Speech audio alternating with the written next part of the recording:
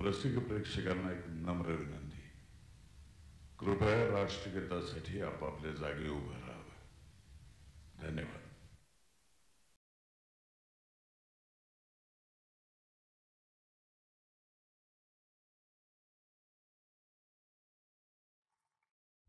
जनगण मन अधिनायक जय हे.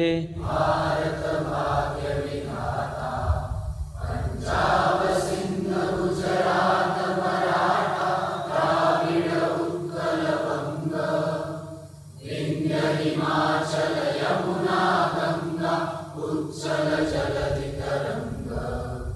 तव शुभ नामे जागे, तव शुभ आशीष मागे, गाये तव जय गाथा. जनगण मंगलदायक जय हे, भारत भाग्य विधाता. जय हे, जय हे, जय हे, जय जय जय जय हे. चाणक्य मंडलच्या आजच्या या खूप आनंदाच्या कार्यक्रमाला मी आपल्या सर्वांचं खूप मनापासून स्वागत करते. चाणक्य मंडल परिवारमध्ये नेहमीच कार्यक्रमाची सुरुवात उपासनेनी होते. एक मेडिटेशन रहता है. जैसे आप इनमें से कई लोग हिंदी स्पीकिंग है, इसलिए मैं हिंदी में भी बीच बीच में बात करूँगी.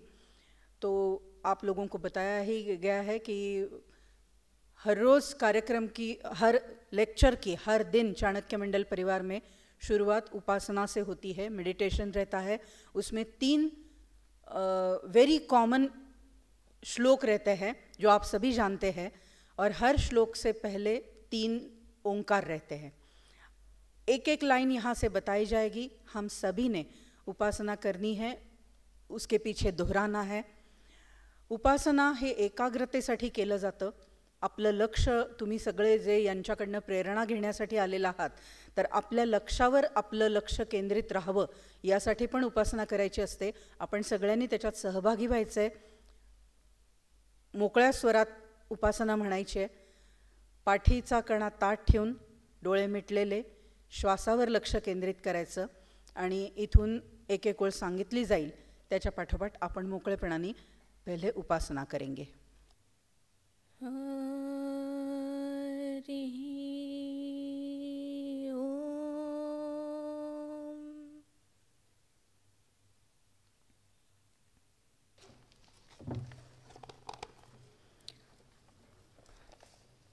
इन लोगों के लिए बता रही हूँ. आप लोग जानते हैं मेरा नाम पूर्णा धर्माधिकारी है. वैसे मैं यहाँ के रिंग मास्टर हूँ, ऐसे ये लोग बोलते हैं मुझे, क्योंकि डिसिप्लिन रखना, एडमिनिस्ट्रेशन वगैरह ये देखती हूँ इसके लिए. तो इस प्रकार के जो कार्यक्रम चाणक्य मंडल परिवार करते हैं हर साल, यूपीएससी के रिज़ल्ट के बाद, एमपीएससी के रिज़ल्ट के बाद, मैं इन लोगों के लिए हिंदी में बात कर रही हूँ और थोड़ी थोड़ी मुझे आती है या आपको दिखाने के लिए भी हिंदी में बात कर रही हूँ. वैसे मुंबई में हिंदी बोलना इतना आम है कि आप लोगों के लिए नया नहीं है. 2 दिन पहले जब पुणे में ये कार्यक्रम शनिवारवाड़ा में हुआ था, तो शनिवारवाड़ा में एंड पुणे में और हिंदी में प्रोग्राम, ये तो सबके लिए बड़ा शौक था.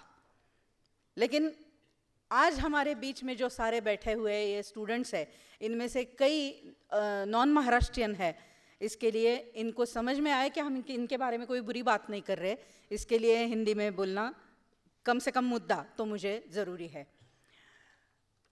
इस प्रकार के प्रोग्राम इसलिए होते हैं, ये जो सामने बैठे हैं इनमें से कोई न कोई अगले साल या उसके अगले साल इस व्यासपीठ पे ज़रूर आने वाला है, क्योंकि यहाँ से जो एक प्रेरणा का स्रोत निकलता है वो इन तक पहुँचता है. और कई आज तक ऐसी हमारी यहाँ ड्रीम स्टोरीज, पिछले 23 साल की संस्था है, पिछले 23 साल में ऐसे कई निकल चुके हैं यहाँ से कि यहाँ पे जब सक्सेसफुल होते हैं और तब बताते हैं कि फला साल में मैं ऐसे सामने बैठा था, किसी को सुना और तब से ठान लिया कि मैं तैयारी करूँगी और आज ये सक्सेस मिली है. तो इसके लिए ये प्रोग्राम ज़रूर होते हैं. कई पेरेंट्स भी यहाँ आते हैं, पेरेंट्स का सपोर्ट भी काफ़ी अच्छा रहना चाहिए, तभी ये स्टूडेंट्स कुछ कर सकते हैं। तो इसके लिए ये टाइप के प्रोग्राम्स बहुत ज़रूरी है और आप लोग ये ध्यान से सुनेंगे इनका सभी का मनोगत।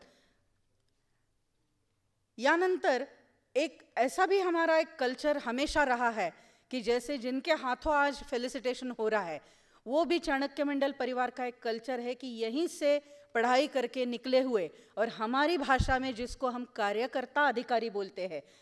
प्रोग्राम के आखिर में एक प्रेयर होगी जो अभी आपको सर ने बताया कि चाणक्य मंडल परिवार की प्रेयर है, हर लेक्चर के आखिर में होती है, मराठी की कविता है, लेकिन उसमें जो सबसे इम्पोर्टेंट लाइन लास्ट में आती है वो ये कहती है कि अगर मैं काम ऐसे करूँगा सर्विस में जाके कि मेरे काम से अगर मेरे आम आदमी जो देश का नागरिक है उसकी समस्याओं का हल अगर मेरे काम से निकला, उसका एक आंसू भी मैं पोंछ पाया, तो मैं जीवन धन्य मानूंगा। ये प्रेरणा लेके ये सारे काम करते हैं और चाणक्य मंडल परिवार से निकले हुए कई अफसर आज ऐसे हैं कि जो इसी प्रेरणा से काम करते हैं। इन्हीं में से कोई ना कोई हर साल आता है। जैसे पुणे में परसों जो प्रोग्राम हुआ, विशाल सोलंकी अपना कार्यकर्ता अधिकारी आप सभी जानते हैं, विशाल सोलंकी के हाथों इन लोगों का फेलिसिटेशन हुआ। आज जिनके हाथों हो रहा है वो है हमारे ऐसे ही कार्यकर्ता अधिकारी 2009 में सिलेक्ट हुए, इंडियन फॉरेन सर्विस में काम करते हैं, Aniket Mandavgane.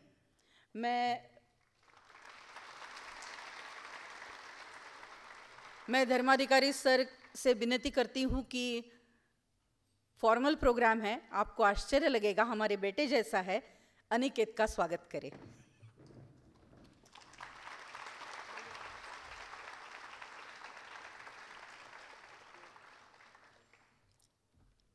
Indian foreign service में 2009 में ज्वाइन करने के साल में अनिकेत की जो ड्रीम स्टोरी है उसका पहला अटेम्प्ट था। मैं उसका बोल रही हूँ क्योंकि मेरा बेटा है वो। तो 2009 में मैकेनिकल इंजीनियरिंग का लास्ट ईयर था। यूपीएससी का प्रीलिम, आप ध्यान से सुनिए कि छोटी छोटी बात पे हम ऐसे करते हैं कि ये मेरे से कैसे होगा, चलो ये पोस्टपोन कर देते हैं, मेरे से नहीं होगा। अनिकेत का मैकेनिकल इंजीनियरिंग का फाइनल एग्ज़ाम और यूपीएससी की प्रीलिम बस 15 दिन का अंतर था। और यूपीएससी की प्रीलिम पहले थी, इंजीनियरिंग की फाइनल एग्ज़ाम बाद में थी। दोनों किया, उसी साल किया, और इंजीनियरिंग में भी डिस्टिंक्शन मिला है। और पहला अटेम्प्ट 21वां साल क्वालिफाई होने से के बाद पहला मिला हुआ अटेम्प्ट, और महाराष्ट्र में फर्स्ट रैंक और ऑल इंडिया 29 रैंक।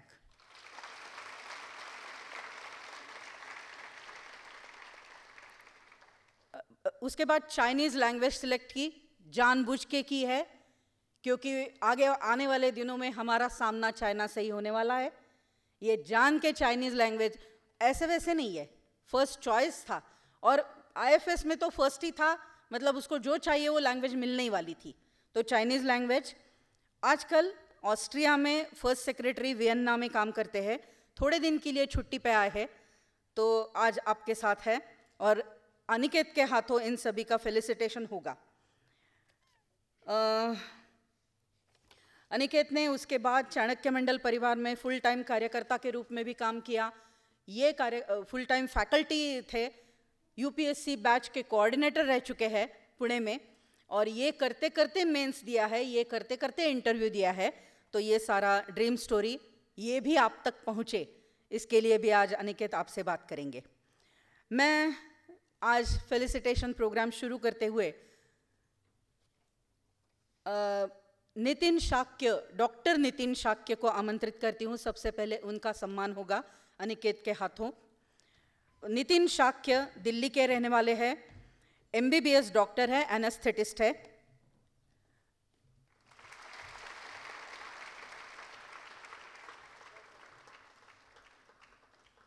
इनका 704 रैंक आया हुआ है। काफ़ी अटेम्प्ट्स लगे हैं उनको, बोलेंगे वो आपसे कि कैसे लगा।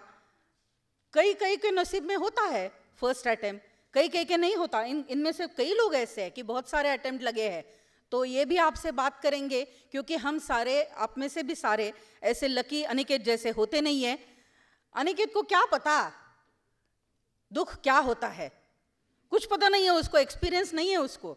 एक्सपीरियंस ये इनमें से बहुत सारे हैं, तो ये अपना एक्सपीरियंस आपके साथ शेयर करेंगे। पब्लिक एडमिनिस्ट्रेशन इनका ऑप्शनल रह चुका है।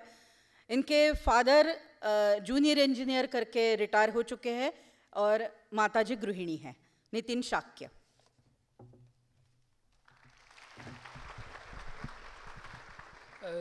धन्यवाद मैम, धन्यवाद sir, and thanks for felicitating me. My name is Dr. Nitin Shakya and I belong to Uttar Pradesh, Jhansi. मैं आपको सिर्फ सिंपल सी चीज़ बताना चाहूँगा कि बीइंग अ डॉक्टर मैं सिविल सर्विस में क्यों आना चाहता था। मेरे को शुरुआत से ही मन में एक लालसा थी कि समाज में बदलाव लाना है। बदलाव काफ़ी तरीके के होते हैं, लेकिन कुछ रूढ़िवादी, कुछ ऑर्थोडॉक्स मेंटालिटीज़ होती हैं, उसको चेंज करने के लिए मुझे सिविल सर्विस में आना था। बीइंग ए डॉक्टर मैं कुछ चेंजेस ला सकता था समाज में, लेकिन उसका स्केल काफ़ी छोटे लेवल पे होता। लेकिन अगर मैं सिविल सर्विस में आता हूँ तो मैं काफ़ी बड़े लेवल पे और इम्पैक्टफुल तरीके से उस बदलाव को ला सकता हूँ। मैं एक छोटा सा एग्जांपल बताना चाहूँगा कि मैं एक सरकारी अस्पताल में अभी प्रेजेंटली कार्यरत हूँ। एक वुमेंस डे के दिन हम एक प्रोग्राम करना चाहते थे कि वुमेंस को काफ़ी सारी बीमारियां होती हैं, कैंसर की बीमारी होती है, तो लेकिन वो जो कुछ बीमारियां होती हैं वो सिंपल हाइजीन मेंटेन करने से प्रिवेंट हो सकती हैं। तो हम लोगों ने एक प्रोग्राम डिज़ाइन किया कि एक पब्लिक टॉक करवाई जाएगी और वहाँ पे कुछ क्वेश्चंस पूछे जाएंगे पब्लिक से, और जो फीमेल्स जो जवाब देंगी उनको एक हाइजीन किट दी जाएगी। हाइजीन किट में हम लोगों ने क्या रखा, एक सैनिटरी पैड रखा, एक टिश्यू पेपर रखा, कुछ बैंडेज रखे, कुछ चॉकलेट्स रखे और कुछ फ्लावर्स रखे। उसमें एक डिसेंट पैक करके हम देना चाहते थे। लेकिन क्या हुआ कि जो हमारा जो मैनेजमेंट था, सीनियर जो मेंबर्स थे हॉस्पिटल के इंचार्जेस वगैरह, उनका ये कहना था कि हमें, क्योंकि मेंटालिटी इस तरह की नहीं है, ये वुमेन के लिए डेरोगेटरी होगा अगर हम वुमेन को सैनिटरी पैड देते हैं। तो आप लोगों के हिसाब से क्या ये डेरोगेटरी होता? यस और नो? नो। तो यही मेरे दिमाग में था कि ये डेरोगेटरी नहीं रहेगा, लेकिन समहाउ मैं एक इम्पैक्ट ला सकूंगा सोसाइटी में। लेकिन वो चीज़ मैं बीइंग अ मेडिकल ऑफिसर अपने इंस्टीट्यूट में नहीं कर पाया। लेकिन अब सिविल सर्विस में आने के बाद मुझे लगता है कि पूरे दिल्ली में या जहाँ पे भी मेरे को पोस्टिंग मिलती है वहाँ पे मैं एक लार्जर स्केल पे इस चीज़ को इम्पैक्टफुली ला सकता हूँ।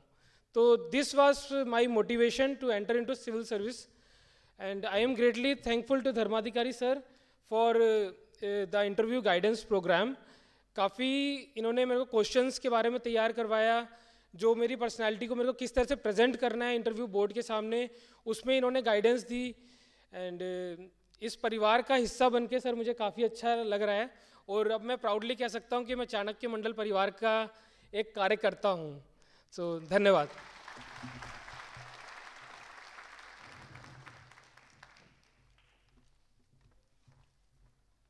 चाणक्य मंडल परिवार के 23 साल के हिस्ट्री में ये पहली बार इस साल हमने किया कि हम दिल्ली में गए।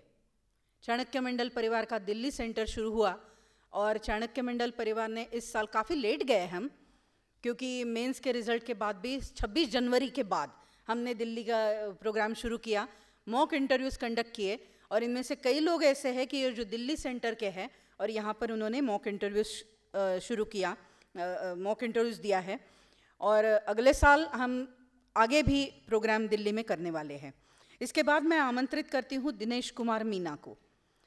राजस्थान के करौली ज़िले में एक छोटे से गांव से आते हैं, इंग्लिश मीडियम में एग्ज़ाम दिया है, बीटेक किया है इलेक्ट्रिकल इंजीनियरिंग, सेकंड अटेम्प्ट था उनका ये, ऑप्शनल।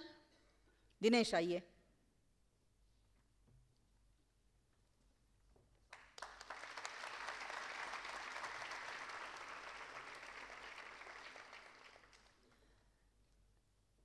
इलेक्ट्रिकल इंजीनियरिंग यही इनका ऑप्शनल सब्जेक्ट रहा है।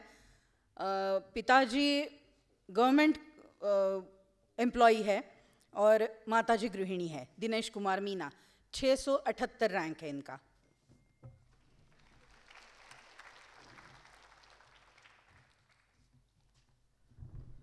Hello everyone. मैम इंट्रोडक्शन तो मेरा दे चुकी है। First of all I would thank Chanakya Mandal Pariwar for inviting me to this felicitation programme. मैंने चाणक्य मंडल परिवार का इंटरव्यू गाइडेंस प्रोग्राम ज्वाइन किया था दिल्ली में, और मैं कह सकता हूँ कि वो जो प्रोग्राम था उससे मेरे को काफ़ी हेल्प हुई है, जिससे मेरा इंटरव्यू स्कोर ड्रास्टिकली इम्प्रूव हुआ है। लास्ट ईयर मेरा ये सेकंड अटैम्प्ट था। तो मैंने अपनी जो गलतियाँ करी है और जो मोटिवेशन करी है उससे मैं ये सीखा हूँ कि अगर आप ये एग्ज़ाम क्लियर करना चाहते हो तो आपको अपनी स्ट्रेटेजी क्लियर रखनी चाहिए। जैसे मैं बताऊँगा कि मैंने अपने फर्स्ट अटैम्प्ट में ऑप्शनल लिया था पॉलिटिकल साइंस, सेकंड अटैम्प्ट में मैंने कर लिया इलेक्ट्रिकल इंजीनियरिंग। मैंने बीटेक करी है आईटी बॉम्बे से, यहाँ से इलेक्ट्रिकल इंजीनियरिंग से।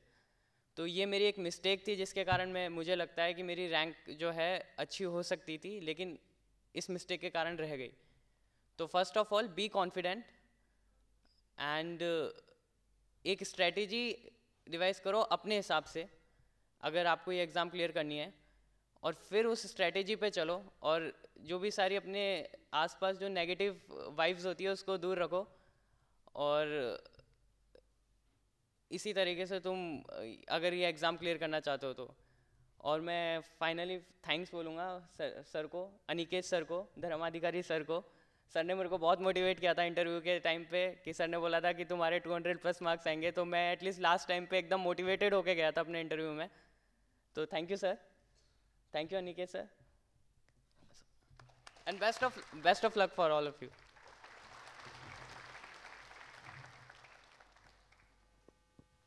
हेलो, इसके बाद मैं आमंत्रित करूंगी विष्णु कुमार को। 506 रैंक है, दिल्ली के रहने वाले हैं, बीटेक किया है, इलेक्ट्रॉनिक्स एंड कम्युनिकेशन इंजीनियरिंग की है। वैसे तो बिहार के दरभंगा से है। थर्ड अटेम्प्ट था उनका, ऑप्शनल सोशोलॉजी। और बहुत बुरा लगता है मुझे ये कहते हुए कि इनके माताजी और पिताजी आज अपने में नहीं हैं। फिर भी ये सब परिस्थिति के साथ लड़ते हुए विष्णु कुमार जी ने 506 रैंक हासिल किया है।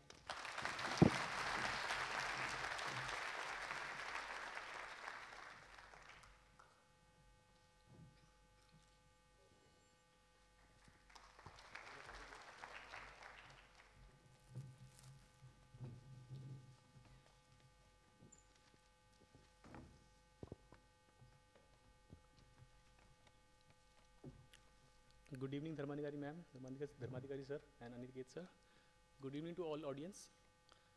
I want to thank Chanakya Mandal Sansthan Parivar for giving me this opportunity to speak in front of you. I am Vishnu Kumar. I have got AIR 506 this year, Civil Service Examination. I am currently working as Assistant Manager Electronics in Airports Authority of India, Delhi, IJ Airport. And this was my third attempt in Civil Service Examinations. In previous 2 attempts, I was not able to clear the prelims examinations, and this attempt I have cleared all the stages and got 506 rank.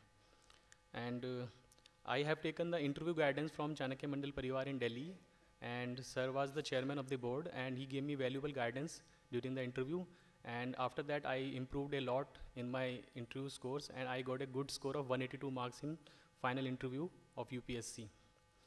So I want to share the reason for joining civil services. So actually I was already working in a service sector organizations in the aviation sector.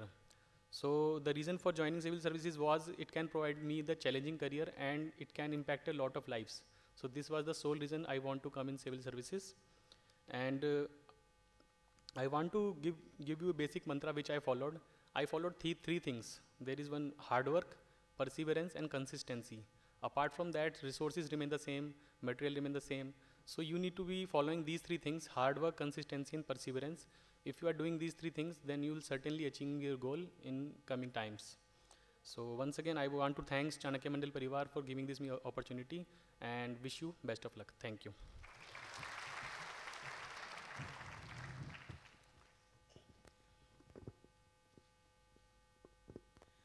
Hello, इसके बाद नवीन कुमार जी आएंगे।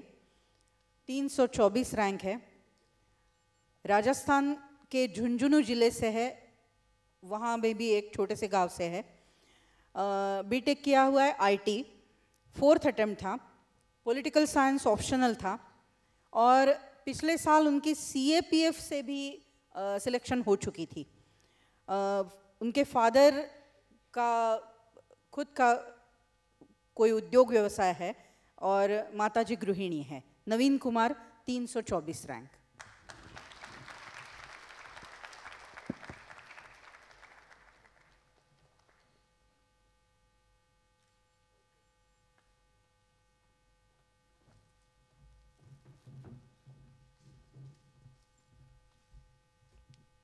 Good evening to all of you. First of all, I would like to extend my warmest gratitude to Dharmadhikari sir for their feedback in interview guidance program. And because of sir, I am able to improve my score, and sir, what sir had predicted the score for me in the interview, almost the same score I got in the final score also. So because of sir's guidance, I feel very motivated during the interview. I am able to perform up to my level best. Further, I would say to you that UPSC civil service examination is a long process, so prepare yourself for that hard work for either be 2-3 years, and stay motivated. Try to do your level best, because UPSC's journey itself going to change you in either in a positive or in any other way, and have faith in yourself. Success may be delayed to you, but cannot be denied if you are working in the right direction with the right guidance of Dharmadhikari sir. In the end, I hope and pray for you to see in the services soon. Thank you.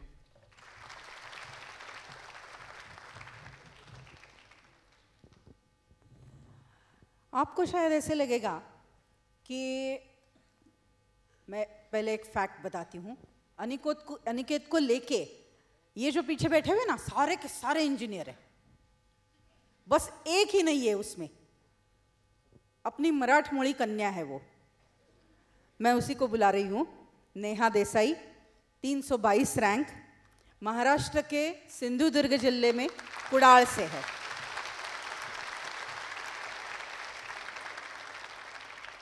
ये अकेली लड़की engineer नहीं है आज जो उपस्थित है। आप ऐसी गलती मत करिए कि इंजीनियर बनना पड़ता है यूपीएससी देने के लिए।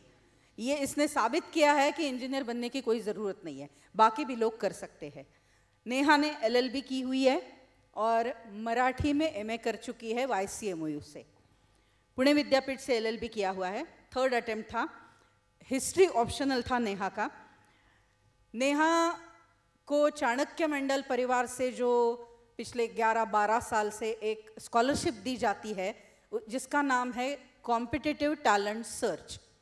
कॉम्पिटिटिव टैलेंट सर्च ये स्कॉलरशिप नेहा को 2 बार मिल चुकी है, और जो स्कॉलरशिप से एक चाणक्य मंडल परिवार का पूरा कोर्स विदाउट फीस दिया जाता है पूरे साल भर का, 2 बार नेहा को मिला है।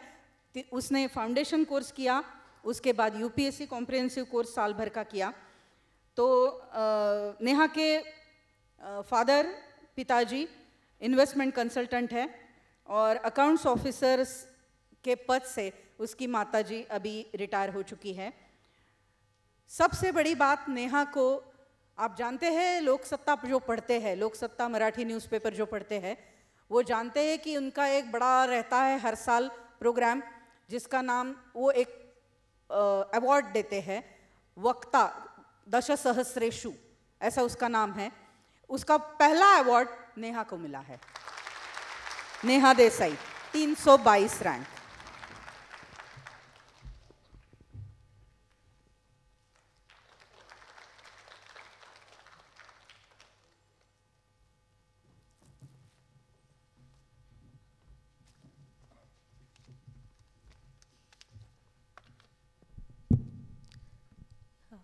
Hello everyone. Thank you very much for giving me this opportunity to speak in front of the audience in Mumbai, and thank you very much for our felicitation here. This was my 3rd attempt, and there are 2 or 3 things that I have learned from this process, which I would like to share with you all today. First of all, as people have previously said, being consistent and being true to yourself is, I think, the key to this process of UPSC. Understanding what is the structure of the exam is crucial, and finding the sources according to our strengths and weaknesses is also very, very important, because there's a plethora of sources available right now, be it online or offline.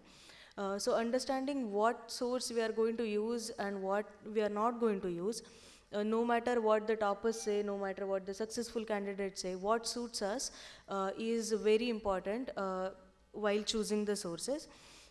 And thirdly, since not, so for example, I took 3 attempts. So keeping our motivation consistent for these 3 attempts is very important. And I believe that if we have a very stable plan B, that helps in keeping our mind calm and focusing on UPSC. Because then we have a peace of mind that if this doesn't happen for any reason, then we can always fall back on plan B. So I believe that having a very stable plan B is also important while we are preparing for UPSC. And the third and the last thing which I did and has helped me in approaching the UPSC with very calm manner without taking a lot of stress is to treat it like any other exam, to understand what the exam requires and to understand that the process is just long and not as tough as many people would want you to believe. So treating it like any other exam and catering to what the exam asks with a calm and peaceful mind has helped me to keep my motivation and keep my stability of mind throughout for these 3 years. Again, thank you very much for giving me the opportunity to speak in front of you. Thank you.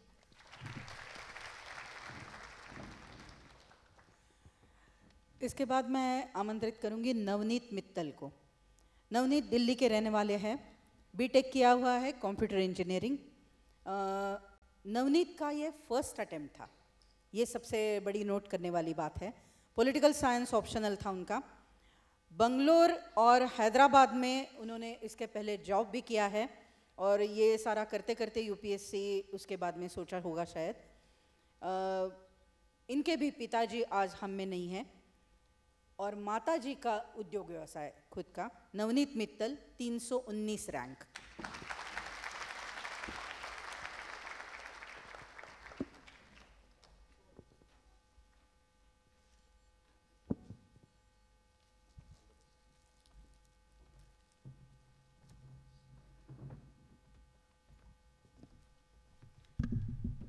Good afternoon, everybody. And first of all, I would like to thank God to give me this opportunity that I am standing in front of you all. I want to thank Dharmadhikari sir and Aniket sir and ma'am for the felicitation. I want to say one thing about this process.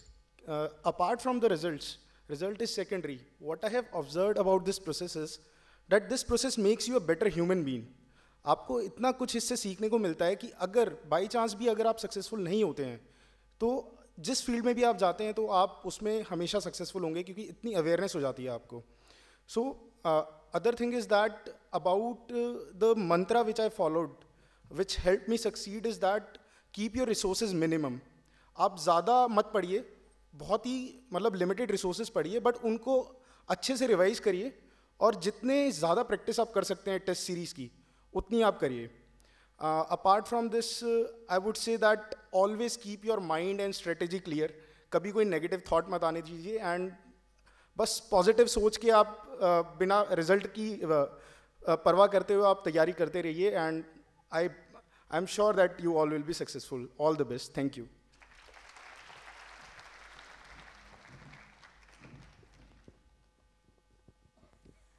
आज इथे आले नाही आहेत पण तरी देखील एक दोघा तिघांचा मला उल्लेख करणं खूप गरजेचं वाटतं. एक म्हणजे सबंध भारतात दुसरा आलेला अक्षत जैन, असाच राजस्थानचा आहे. दिल्लीमध्ये आपल्याकडे त्यांनी मॉक इंटरव्ह्यू दिला. आता सध्या आईवडिलांच्या बरोबर कुठेतरी ट्रिपवर गेलेला असल्यामुळे आजच्या ह्या दोन्ही कार्यक्रमांना तो येऊ शकला नाही आहे. पण नंतर वेगळा मुद्दाम येणार आहे. पुण्यात आणि मुंबईत पण त्याचं तुमच्याशी संवादाचा कार्यक्रम होईल.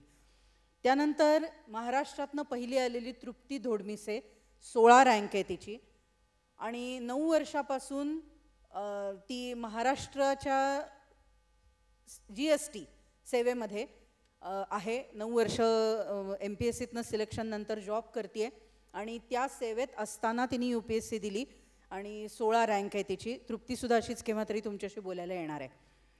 वैभव गोंडाणे असा तिसरा, त्याचा पण उल्लेख करणं गरजेचं आहे. तोही असाच महाराष्ट्राचा मुलगा, केव्हा तरी येऊन तुमच्याशी तोही बोलणार आहे. 25 रँक आहे त्याची आणि सगळ्यात महत्त्वाचं म्हणजे वैभवचा सुद्धा हा पहिला अटेम्प्ट होता. तर हे वेगळे केव्हा तरी येऊन तुमच्याशी बोलणार आहेत. हां, आणि त्याची फॉरेन सर्व्हिस हा चॉईस आहे. अनिकेतला सर मुद्दाम ते सांगतात. वैभव गोंडाणे ते काय आहे, अनिकेतकडे बघून मराठी मुलं चालली आहेत दरवर्षी IFSमध्ये.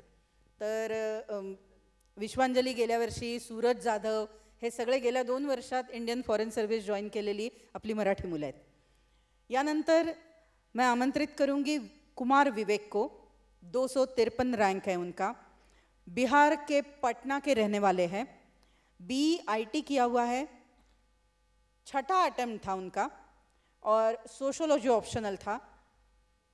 माताजी और पिताजी दोनों का खुद का कोई उद्योग व्यवसाय है. कुमार विवेक 253 rank.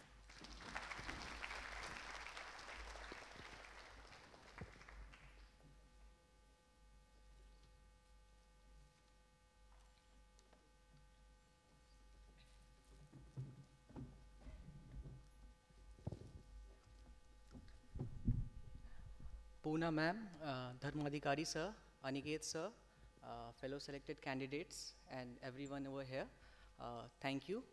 Thank you for giving me the opportunity of being over here. It's a tad embarrassing, like having secured whatever rank in my last attempt, especially since most of all have cleared it in their first or second attempts. And but this was much more accentuated in earlier times. And तो अपने आप को motivate करने के लिए I had something written on my wall. I would like to share it with you. Ramdhari Singh Dinkar ji के ये कुछ पंक्तियाँ हैं. वर्षों तक वन में घूम घूम बाधा विघ्नों को चूम चूम, सह धूप धाप पानी पत्थर पांडव आए कुछ और निखर, सौभाग्य न सब दिन सोता है देखे आगे क्या होता है.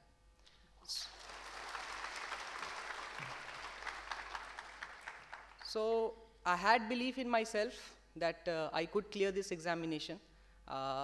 थोड़ा सा से हर बार कुछ ना कुछ बच जा रहा था, but I was constantly fighting against all the negativities that I had in my life, varying from this to that, won't name all those. But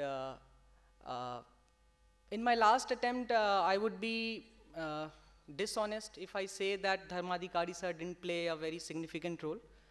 For interview guidance, I joined him, and luckily, I think that I met an empathetic soul जिन्होंने मुझे 2 बार मौका दिया अपने साथ interview के preparation में. First time, I'll tell you that I appeared for interview earlier and I got 143. So I knew that I won't be doing much good in that. And the first mock that I gave, I got something around 149. But Dharmadhikari sir told me to prepare and come again. Second time, I got in 171 I guess. But sir ने ये बोला कि cricket के बहुत शौकीन हो तो slog over में जाकर थोड़ा अच्छे से खेल देना तो अच्छे नंबर आ सकते हैं. And luckily I did score better than 170. So thank you sir, thank you for. Score was more than 70%. So, yes, sir. He is topper in all India in interview.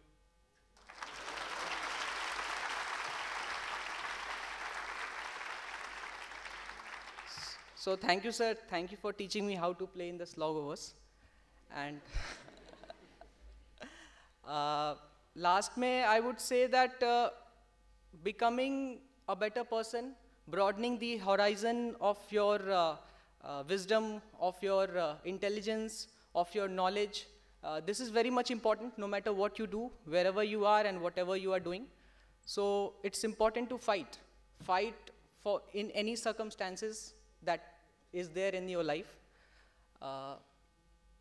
मुझे किसी ने धर्म की एक परिभाषा दी थी, डेफिनेशन दी थी, borrowed ही है, that dharma is all about where the mighty makes the meek prosper. So this is what we the incumbents would like to do, are entitled to do, and इस सेंस में हम सब धर्मराज हो जाते हैं. और कुछ पंक्तियाँ अगेन जयशंकर प्रसाद की हैं जो मैं यहाँ कहना चाहूँगा. यह अरण्य झुरमुट जो कांटे अपनी राह बना ले, कृतदास यह नहीं किसी का जो चाहे अपना ले. जीवन उनका नहीं युधिष्ठिर जो उनसे डरते हैं, वह उनका जो चरण रूप निर्भय होकर लड़ते हैं. Thank you.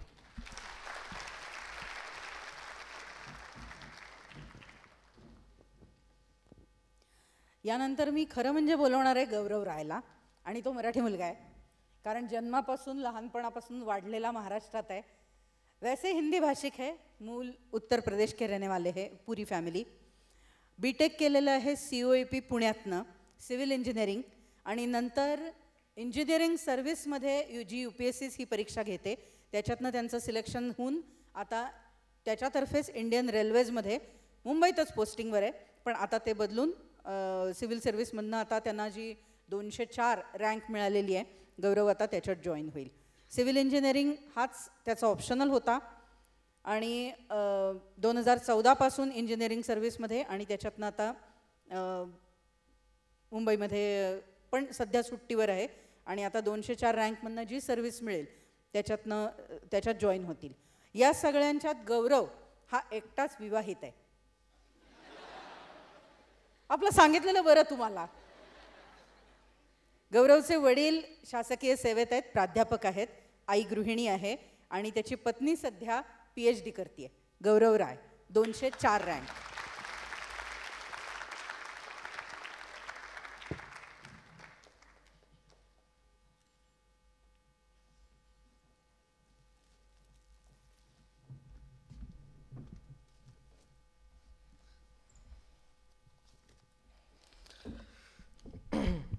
Good afternoon, everyone.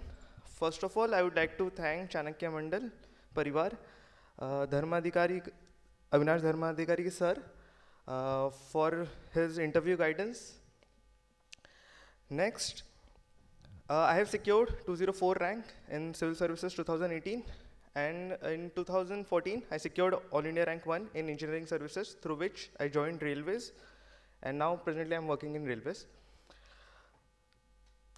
This journey of becoming civil servant is a journey of a lifetime. It teaches you everything. It makes you from failure to a success. Now, in this journey, like this is my 4th attempt. Why did I take 4th attempt? Why did not I qualified in 1st attempt? उसके पीछे थोड़ा पीछे जाते हैं. College में I was a 5-pointer. College में कहते थे कि I am unfit for civil engineering. The year I graduated 2013. In 2014 I gave and I topped in civil engineering all India. So this was the thing which I did. Then I went into civil service and I could not qualify. तो उसके पीछे कुछ reasons हैं. First thing, guidance. Guidance बहुत ज़रूरी है. Wrong guidance can take you, मतलब आपको winning से losing position पे लेके चला जाता है. दूसरा था कि मैं सर्विस में था, तो I cannot do injustice to my railways. Like I am a gold medalist in railways, my service. तो दोनों जगह एक्सेल करना बहुत डिफिकल्ट था. तो इस जगह पर दो लोगों का बहुत बड़ा रोल है मेरे लाइफ में. First is my wife and second is my father. Railways में करते हुए नहीं हो पा रहा था, ये मैंने देख लिया था. आई गिव 3 अटेम्प्ट, एक महीने में प्रीलिम्स और 1 महीने में मेंस नहीं क्वालिफाई किया जा सकता. सो देन आई आस्क्ड कि क्या किया जाए, छुट्टी ली जाए. तो सपोर्ट आया. Then I absconded from railways. I put my job at risk and then I went and then I prepared. और इस साल जो मैं मानता हूँ कि मेरा फर्स्ट अटेम्प्ट था जिसमें मैंने सही में अच्छे से पढ़ाई की. इसके बाद एक्सपीरियंस में मैं आपसे शेयर करना चाहूँगा कि जो पढ़ाई है, अब देखिए यहाँ पे बहुत लोगों ने मुझसे कहा कि सिविल इंजीनियरिंग ऑप्शनल मत लेना, नहीं निकाल पाओगे. बट ऐसा नहीं है, सारे ऑप्शनल सही हैं. First is your interest. अब जैसे मेरा इंटरेस्ट है तो I can read civil engineering for 30 years continuously, but I can not read any other optional. तो इंटरेस्ट मैटर्स. आप कोई भी ऑप्शनल बढ़िया और ख़राब नहीं होता. And I have scored enough. जो टॉपर्स का है, I have topped my optional also 321 marks. इसके अलावा पढ़ाई आपकी इंजॉयमेंट की तरह होनी चाहिए. और जो फाउंडेशन है, अब एक्सपीरियंस में आपका क्राउन है, द क्राउन इज IAS। अब ये IAS का जो क्राउन है, जो स्टोन है, जो बिल्डिंग है, जिसका स्ट्रक्चर है, उसके कुछ फाउंडेशंस हैं, और फाउंडेशंस मैं आपसे शेयर करना चाहूँगा, क्योंकि इनमें से एक भी फाउंडेशन को आप हटा देंगे तो जो आपका क्राउन है IAS का, जो टारगेट है, इट विल फॉल डाउन। उसमें से है, फर्स्ट इज सिलेबस। आपको सिलेबस किसी भी एग्जाम का पता होना चाहिए। सेकेंड इज गाइडेंस, जो मैंने आपको बताया कि without guidance, without right guidance, you will not be able to qualify. Third is source, जैसा सबने कहा, सोर्स मिनिमम रखिए। ज़्यादा चीज़ें पढ़ने से बेटर है कि कम चीज़ को पढ़िए और उसको अच्छे से समझ के कीजिए। Next is approach, and this is, I tell you, this is the very, मतलब सबसे इंपॉर्टेंट चीज़ है अप्रोच। टॉपर्स के बारे में आपने देखा होगा, they don't do different things, they do things differently, so approach matters. Then comes notes. Exam किताब पढ़ के नहीं निकाली जा सकती है। एग्ज़ाम के 15 दिन पहले आपके हाथ में नोट्स होने चाहिए, जिसको हम कहते हैं फर्रे होने चाहिए, जिससे कि आप एक दिन पढ़ के सिलेबस कवर कर लें। Last is revision. Revision continuously होना चाहिए, 15 डेज, मतलब आपके हिसाब से 7 डेज, 15 डेज, 30 डेज। एंड इसके बाद में भी एक और जो फंडामेंटल है, दैट इज टेस्ट या प्रैक्टिस। प्रैक्टिस करना ज़रूरी है। तो इनमें से आप एक भी अगर पार्ट हटा देंगे तो इट्स डिफ़िकल्ट टू क्वालिफाई। इसके बाद फिर किस्मत आपका आएगा अगर आप क्वालिफाई करते हैं तो।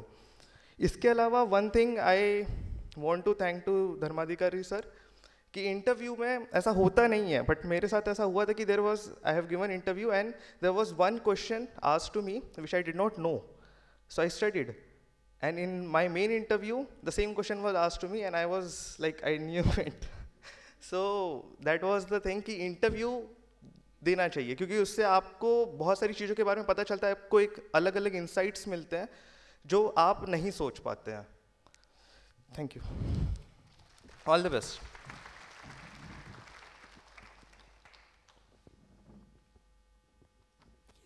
यानंतर सुद्धा एक महाराष्ट्राचा मुलगा येतोय तुमच्यासमोर, आदित्य मिरखेलकर। 155 रँक आहे त्याची, महाराष्ट्रातल्या औरंगाबादचा आहे, मेकॅनिकल इंजिनिअरिंग झालेलं आहे, 4था अटेम्प्ट होता आणि पॉलिटिकल सायन्स हा ऑप्शनल सब्जेक्ट होता त्याचा। वडील औरंगाबाद महापालिकेमध्ये कर्मचारी आहेत आणि आई प्राथमिक शिक्षिका आहे। आदित्य मिरखेलकर, 155 रँक।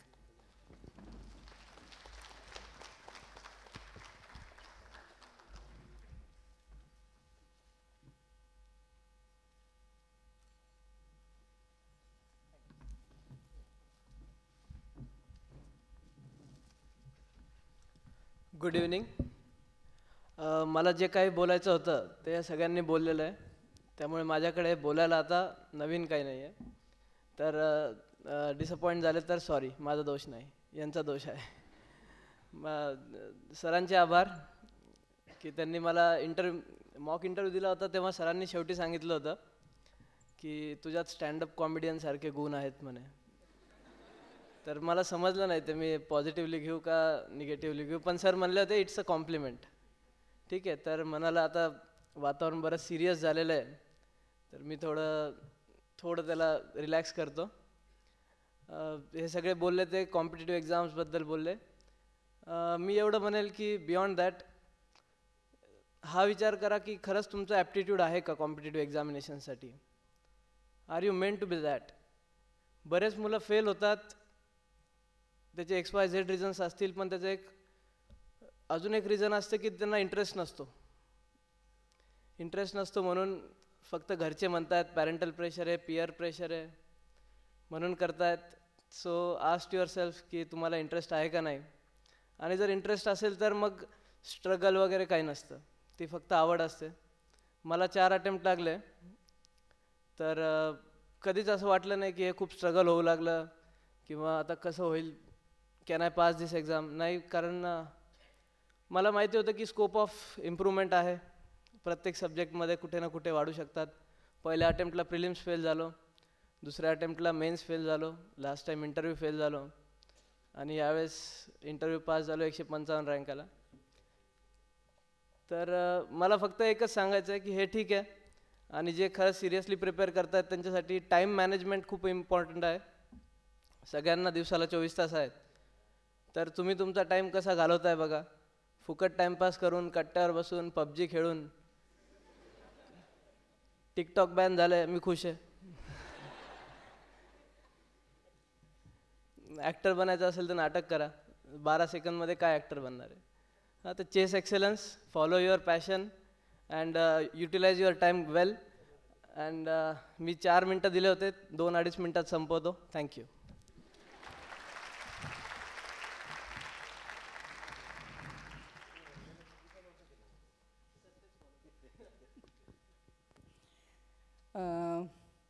अजून एका मुलाची मला इथे एक आठवण येते आणि त्याचा उल्लेख करणं गरजेचं आहे, कारण तो चाणक्य मंडल परिवारच्या मुंबई केंद्राचा थ्रू आउट विद्यार्थी परमानंद दराडे. रँक थोडी खालची आलेली आहे यावेळेला, त्यामुळे त्याने असं ठरवलं आहे की वरची रँक मिळाल्याखेरीज मी अशा कार्यक्रमांना येणार नाही. तर त्याची वाट बघूया आपण एक दिवस. परमानंद नक्की येईल इथे समोर.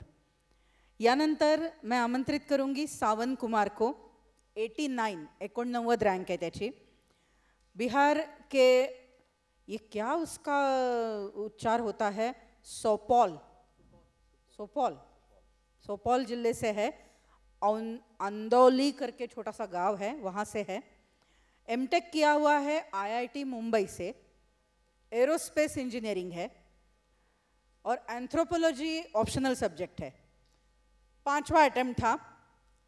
मुंबई और पटना में इसके पहले जॉब कर चुके हैं और खुद का उद्योग व्यवसाय है पिताजी का. माताजी गृहिणी है.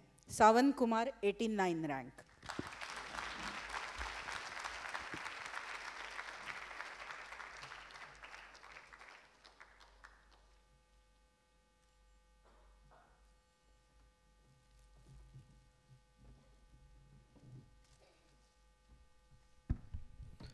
Hello everyone. I think we already interacted yesterday with most of you. तो कुछ नया रिपीट करने के लिए नहीं है. Everything has been already said. But a few things that I made mistake, I already repeated it yesterday. आज फिर से मैं बोल रहा हूँ 2 चीज़ें that you should not repeat these mistakes. First is that you have to finish your optionals before prelims. Make sure that it's ready. And second is, like, be consistent. For 1 year you have to read for like 8 hours every day. You have to make sure that, and do not miss the newspaper no matter what. And apart from that, I think, thank you sir for inviting me for the felicitation. Thank you ma'am. Thank you Aniket sir. And all the best everyone, and congratulations all the candidates. Thank you.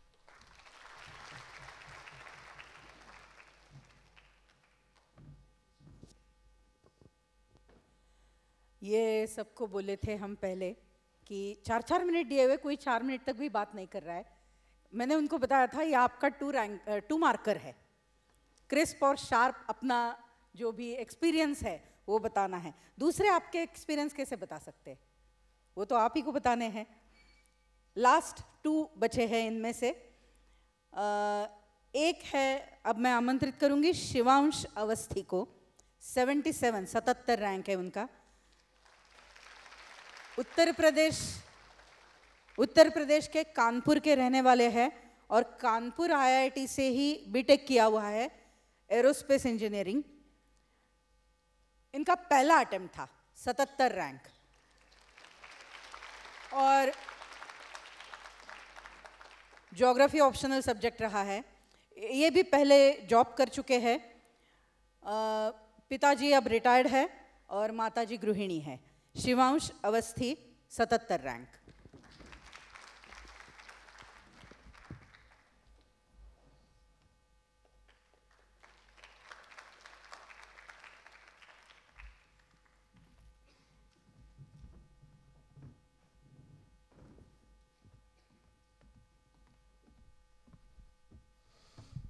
Thank you ma'am. Thank you Dharmadhikari sir, Aniket sir, and everyone present here.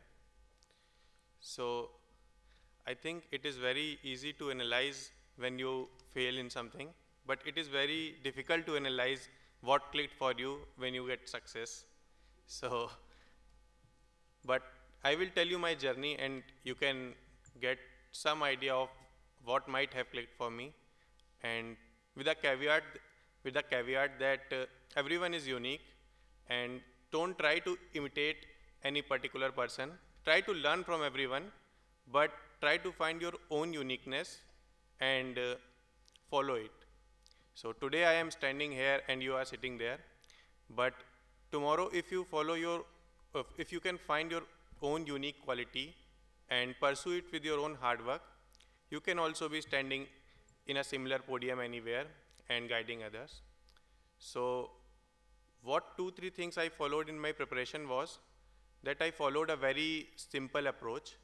For the first 1 month, I used to read various articles on how to prepare, read others' strategy, see a lot of videos.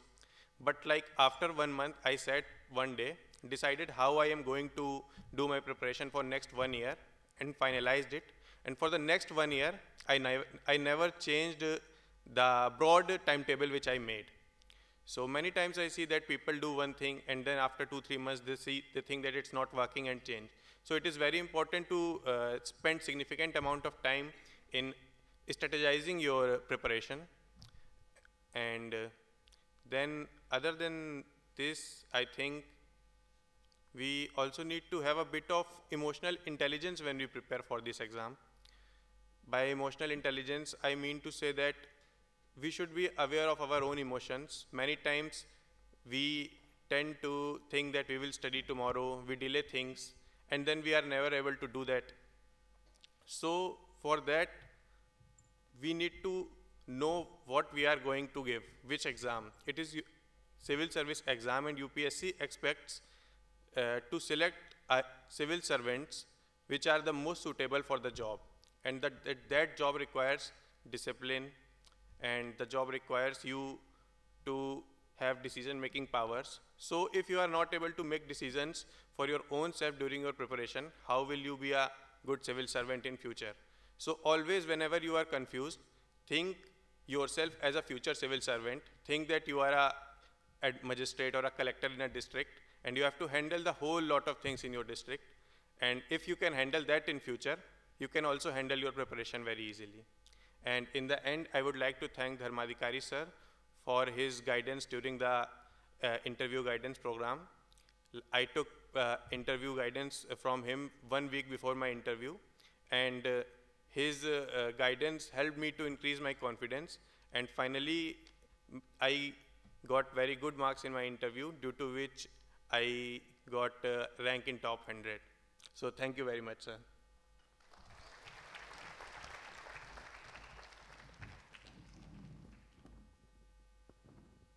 $206 mark यंदाचे इंटरव्ह्यूमधले सर्वात जास्त आहेत आणि ते भारतातल्या 6 जणांना आहेत. त्या 6 पैकी 3 जण चाणक्य मंडल परिवारचे विद्यार्थी आहेत. त्यांनी आपल्याकडे मॉक इंटरव्ह्यू दिलेले आहेत.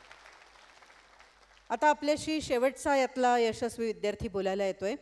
मैं गिरधर को आमंत्रित करूंगी. 61 रैंक है उनका. राजस्थान के नागौर जिले से है. बिरलोका करके छोटा सा गांव है, वहाँ से आते हैं. बीटेक किया हुआ है, इलेक्ट्रिकल इंजीनियरिंग. 4th अटेम्प्ट था. ज्योग्राफी ऑप्शनल है. मेल नर्स है उनके पिताजी, परिचारक हॉस्पिटल में, और माताजी गृहिणी हैं. गिरधर 61 रैंक.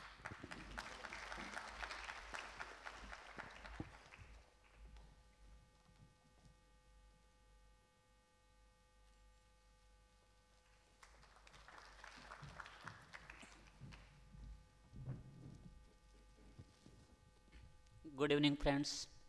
सबसे पहले मैं धन्यवाद देना चाहूँगा धर्माधिकारी सर और पूरे चाणक्य मंडल परिवार को, जिन्होंने मेरी इस यूपीएससी जर्नी में इंटरव्यू प्रिपरेशन के लिए बहुत ज़्यादा मदद की है. मेरे को लास्ट अटेम्प्ट में 127 मार्क्स मिले थे. उसके बाद धर्माधिकारी सर के right kind of support and guidance के कारण मेरा इंटरव्यू स्कोर 179 हो गया, और उस वजह से मुझे टॉप 100 में जगह मिली है. तो मैं धर्माधिकारी सर का धन्यवाद ज्ञापन करना चाहूँगा. और मैं बस एक ही बात कहना चाहूँगा, किसी भी एग्ज़ाम में या ज़िंदगी में सफलता के लिए सबसे पहले आपको एक अपने इंटरेस्ट के हिसाब से टारगेट सेट करना पड़ेगा. उस टारगेट के लिए आपको अपने अंदर एक जुनून, एक पैसन पैदा करना पड़ेगा, और उस पैसन पे और उस टारगेट के लिए लगातार आपको चलना पड़ेगा. हो सकता है प्रॉब्लम्स आएँ, फेलियर हो जाओ आप, और कोई प्रॉब्लम्स आएँ, लेकिन अंततः आपकी जीत होगी. जैसे कि कोई फर्स्ट अटेम्प्ट में निकाल लेते हैं, जैसे मेरे मित्र शिव हैं, मेरा 4th अटेम्प्ट में हुआ है, और मेरे मित्र कुमार गौरव का 6th, विवेक का 6th अटेम्प्ट में हुआ है। तो आपकी लास्ट में जीत तय है, बस ज़रूरत है तो आपको लगातार चलने की, हार नहीं मानने की, क्योंकि हारता वही है जो लड़ना छोड़ देता है। तो आपको लगातार लड़ना होगा। अगर मैं कर सकता हूँ तो आप में से कोई भी कर सकता है, और मैं आपको आपके उज्जवल भविष्य के लिए शुभकामनाएं देता हूँ। और मैं चाहूँगा, मेरी ये दिली इच्छा है कि आप में से ज़्यादातर नेक्स्ट ईयर इस स्टेज पे बैठे रहें। धन्यवाद।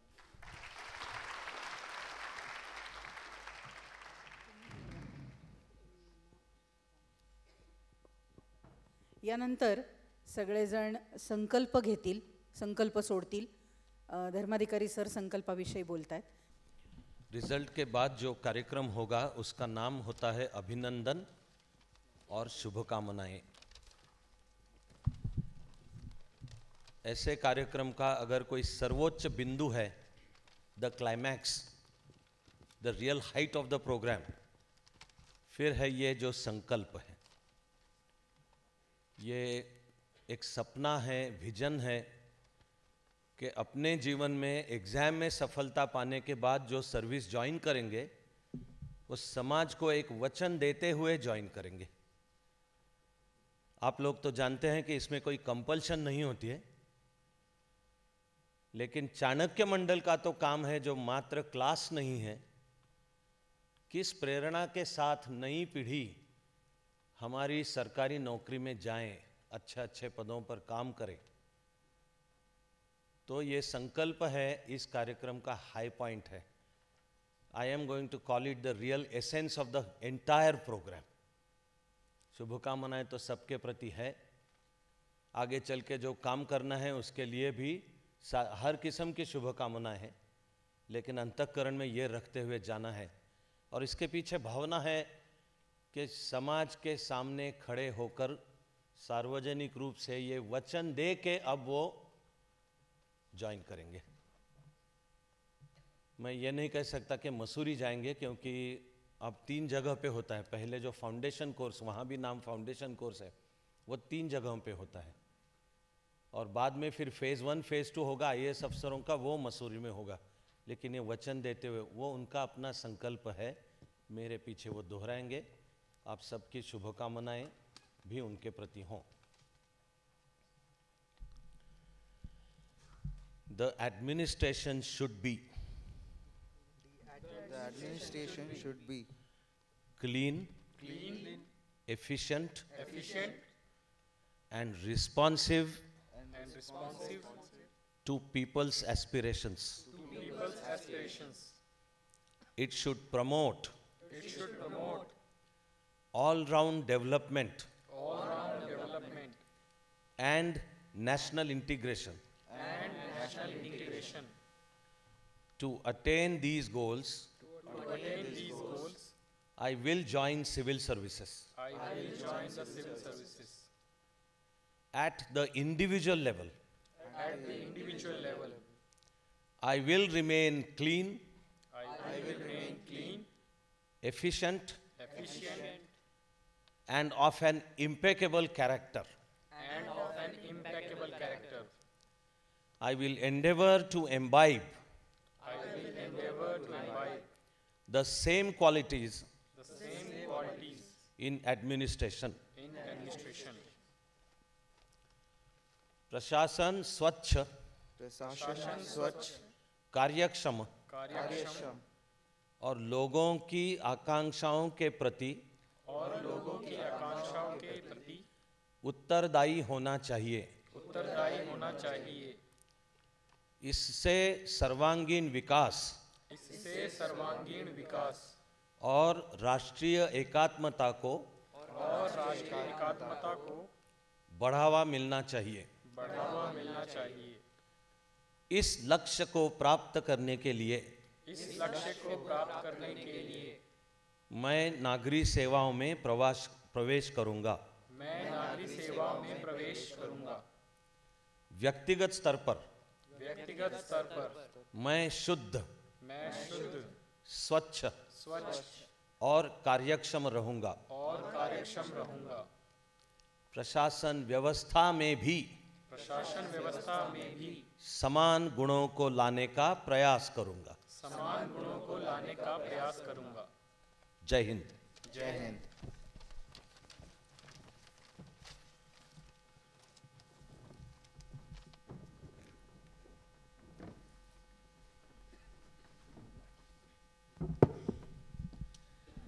यानंतर आपल्याशी दोघंच जण बोलणार आहेत, त्यानंतर आपण प्रार्थना करणार आहोत। अर्थातच अनिकेत बोलेल। अनिकेत मांडवगणेचं सगळं घर, त्याचा परिवार आणि चाणक्य मंडल परिवार काही आता वेगळे नाही आहेत। त्यामुळे सुरुवातीला जिने उपासना सांगितली आणि शेवटी जी प्रार्थना सांगेल वो अनिकेत की रियल सिस्टर है।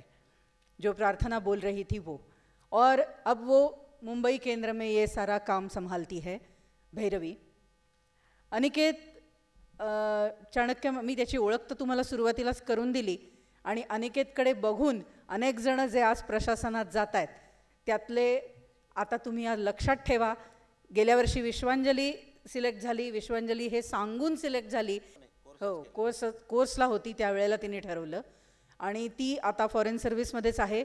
तिने पण अनिकेतच्या पावलावर पाऊल ठेवून चायनीज लँग्वेजेस निवडली आहे। असे अनिकेतच्या पावलावर पाऊल ठेवून, म्हणजे IFSS घेतली पाहिजे अशी आमची अपेक्षा आहे असं नाही आहे, आणि चायनीज लँग्वेजेस घेतली पाहिजे असं नाही आहे, पण प्रेरणेचा हा स्रोत तुमच्यापर्यंत पोचवेल आता Aniket.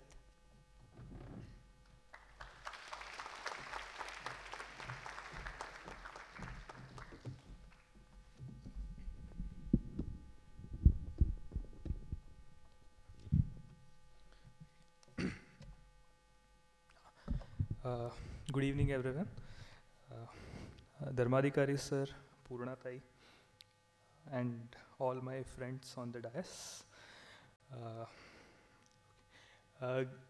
Given the grammar of the program today and the successful candidates that we have, I'll stick to English in my remarks today. What I want to start with is, first of all, my heartiest congratulations and best wishes to all of you who would be joining the services very soon. I was just talking to Dharmadhikari sir, so what is, now it's 2019, I joined the service in 2009, and Dharmadhikari sir, he joined in 1986, and in 1996 he had started this amazing work that we are blessed with, and all of us, we have taken full advantage of the Chanakya Mandal Parivar story. All of you who are who are already members of the Parivar, you understand what I am talking about. So someday we hope to achieve that kind of create that positivity in the society that Dharmadhikari sir and Chanakya Mandal has managed to do. I joined mechanical engineering with some things in my mind that I would design ships and aircrafts, and I'd do something great. But what happens in engineering is, most of you who have studied engineering would understand that after 2 years of engineering, I realized that I am just designing shafts and working on limits, fits and tolerances, and I was not really enthused by what that would offer to me in life in the immediate future. I'm sure later on I could have done something more, but after 2 years I wasn't very sure of what I wanted to do in my life. That was 2006, and then I came across Indian Foreign Service as a career. And Dharmadhikari sir and Chanakya Mandal, I already knew about Chanakya Mandal Parivar because sir used to do this a small 15 minutes program on Akashvani Pune radio every Wednesday morning. And my mother and my grandmother used to make me listen to it because it was a very interesting segment. So it wasn't about anything serious. It was a program where sir used to discuss his favorite film, his favorite actor, the books that he has read. So I was really impressed with the program, and I thought that I should go to Chanakya Mandal once and then see what kind of atmosphere there is. I went in 2006, and now it's 2019. So for last 13 years, Chanakya Mandal is like my second home. In 2006, June, July, I started with the competitive examinations preparatory course. It was a very important point in my life because I decided to study for UPSC only based on reading about the foreign service. So I did not know what UPSC exam exactly is, what other services does the exam offer, what do you need to study, and what kind of effort you need to put in to clear the examinations. So the competitive examinations preparatory course was that foundation that allowed me to start thinking about the process. I did my basic preparation for the exam during the preparatory course. All the basic books that everybody is told of, the NCRT, and then for individual subjects, whatever books you have. So I read those books in my preparatory course. It also gave me this idea of why I want to do this. So why join civil service, or why have civil services, why choose civil services as a career option? Because civil service is, or public service is different from any other service. It's not just something that you do to get a monthly salary, or something that you do so that your family is comfortable. It is a calling, as they say. Civil service is a calling, and you do it for different reasons. So I found my reason to do civil services during this time at Chanakya Mandal. And you would also, I'm sure, find that reason. And when we in the end, all of us recite the Prarthana, I am sure you would also find your own reasons in that. So that was 2006, 2007. Then I did my UPSC exams, the comprehensive course at Chanakya Mandal, the one-year course for the exam. And in 2008, I wrote the civil service exam, as Purna Dai told you earlier. My prelims was on 18th of May, and then after that, in the first week of June, I had my engineering final exams also. And after I wrote those exams, I came back to Dharmadhikari sir and said that I had secured this campus placement at Adani in Gujarat. And I came to sir saying that I am fairly confident, because nobody can be certain that you are going to clear the exam. But I said, I'm fairly confident that I could get through the prelims this time. So do you think it is advisable that I go to Ahmedabad and then continue working from there? Because my family situation was such that I had to start working. It wasn't an option that I could stay home and then continue study. So sir offered me the opportunity to start working at Chanakya Mandal as a full-time faculty and coordinator. So I started with the preparatory course at that time, and then slowly graduated to coordinating the UPSC comprehensive course also. And then I started teaching a few subjects. All of that helped me later when I wrote the mains exam, because when you teach something, it pressurizes you to actually learn the subject even deeper, because students can ask you any questions. Plus, when you are writing or you are checking somebody's papers, you are doing it from a different mindset. And then that also tells you what kind of things the examiner is going to expect from you when you write your answers. So the entire experience helped me a lot. So that was the year 2008, 2009. I wrote my prelims, then the main examination, and next year in May 2009, the results were announced. I got through. And so, as I said, it's been 10 years now. After I joined the service, in Delhi, we have our professional training academy, the Foreign Service Institute in Delhi. There we are offered vacancies in individual languages, and based on your rank, your preference, you can be allotted a certain language. So I chose Mandarin Chinese as my compulsory foreign language. I was sent to Beijing to study the language, and then I also worked in the embassy a bit. And for the last 4-5 years, after that I was posted in Delhi. So for a year I was in Dharamshala with His Holiness the Dalai Lama, and next 4 years I was posted in Delhi. I have mainly worked on China-related issues, and now I'm working as the first secretary in our Indian embassy in Vienna. That's how the service works. Even though you have a certain compulsory foreign language, you are not posted to the same region throughout your career. You have the option of seeking or going to some other region as well to expand or to get more exposure where you want to gain expertise in service. That's about my journey.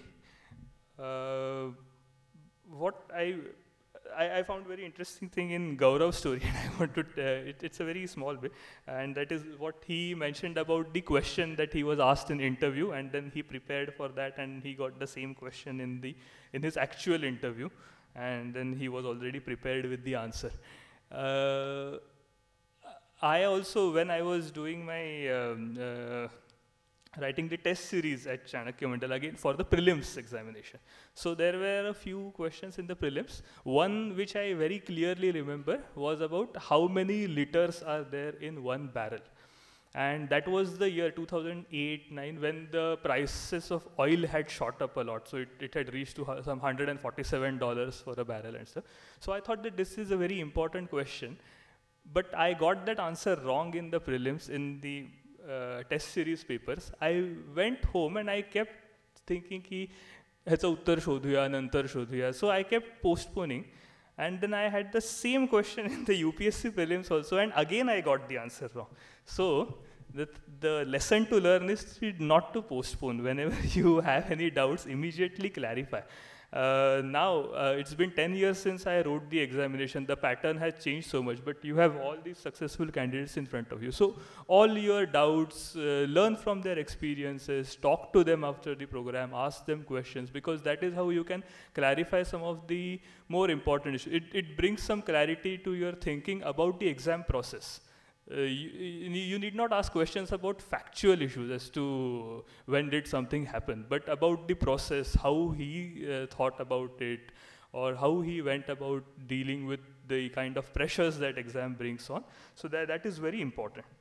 And the last point that I want to talk about is the role of good civil servants, or the role of good people in society. And for that, I want to narrate a small story, and then I will stop. And all of us, I'm sure, we are very keen to listen to Dharmadhikari sir's remarks also. So this story is about the Yellowstone National Park in US. So Yellowstone National Park is a big national park. And this is what I got from there is a documentary on National Geographic. So I saw that recently, and it really affected me. So Yellowstone National Park, in 1915, 1920, there was a regulation adopted in United States. And since then, what happened is this national park has a lot of biodiversity. So there is an entire food chain of organisms. So you have bees and birds, and you have reptiles, and you have lots of different mammals at various levels of the food chain.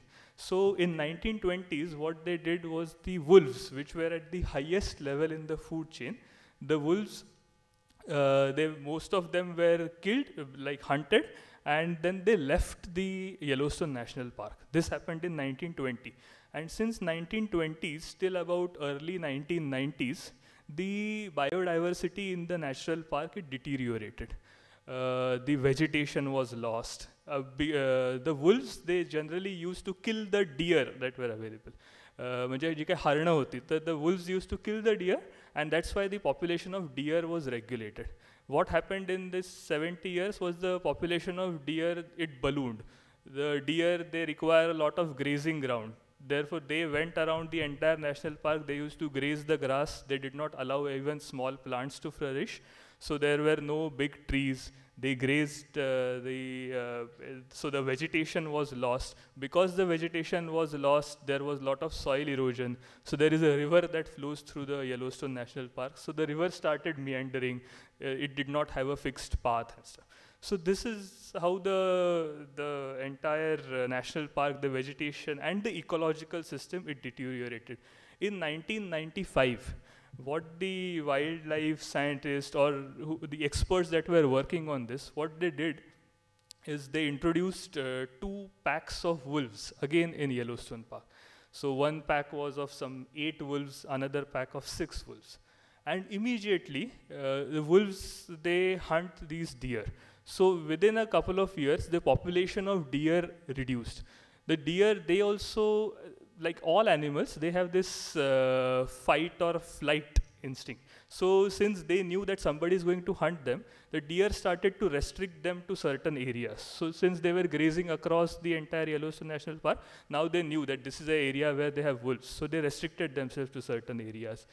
Because of that, the vegetation improved. Then you had these big trees coming up. Because of that, the soil erosion stopped. And the river banks, they stabilized. The river stabilized. Since the deer were moved to certain areas, it allowed the other animals to once again return to Yellowstone National Park. So you had rabbits coming in, you had beavers coming in, you had birds. Because there were new trees, there were berries. So because of the berries, the grizzly bear, they like to eat berries. So grizzly bear once again returned to the Yellowstone National Park. And all of this, so this is in ecological environmental science, this is called as the trophic cascades. So this was a cascading effect, that you return the people, the wolves at the top of the food chain, and then the positivity, it cascades throughout the ecology. And so there were just this 6 or 8 wolves that were introduced in 1995, and it had this entire positive effect. So what I'm trying to say is that the role of civil servants, or the role of good people in society, the role of good, responsible citizens in society is like this, that there could be these few pockets everywhere in the country, and that creates this cascading effect, and that improves the area around them, and that is how the entire thing can be improved. There is this British historian, a very old figure, but one of the greatest historians of all time, Toynbee. So Toynbee speaks of something called as his concept of creative minorities. And so he says that civilizations die of suicide and not murder. How does a civilization die? It kills itself, and nobody else can kill a civilization. And then what is a creative minority? So creative minority are the people who very proactively try to stem this process. And whenever they see anything is happening, they proactively generate this positivity and ensure that the society and the civilization survives and gets better. So that is the role of civil servants, that is the role of good people. That is what Chanakya Mandal, the ethos of Chanakya Mandal is. That your positivity, your thing cannot be just limited to you. You have to create that positive change around you, and that is how the nation also improves and develops. So India is at such a fascinating stage of development today in the world, and it is exciting to be a diplomat to represent your country abroad. I welcome all of the successful candidates as my colleagues in the services, and I look forward to working with most of them very soon. Thank you so much, and all the best again.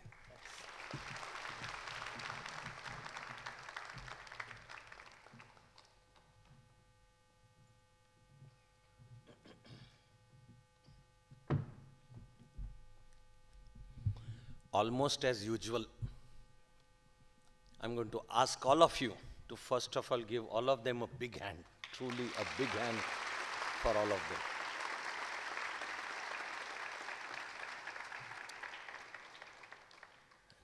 As the function progressed, I sensed a pattern, and the pattern was your clapping was inversely proportional to their rank. So higher the rank, so the number like 77, 61, and then you began to gasp, oh. And 700 and some, okay, 700. So I must tell you that the perception is very wrong. While congratulating everyone for their rank, it is well placed. But please remember that every rank in UPSC is number 1, it's like topper. every rank is like topper.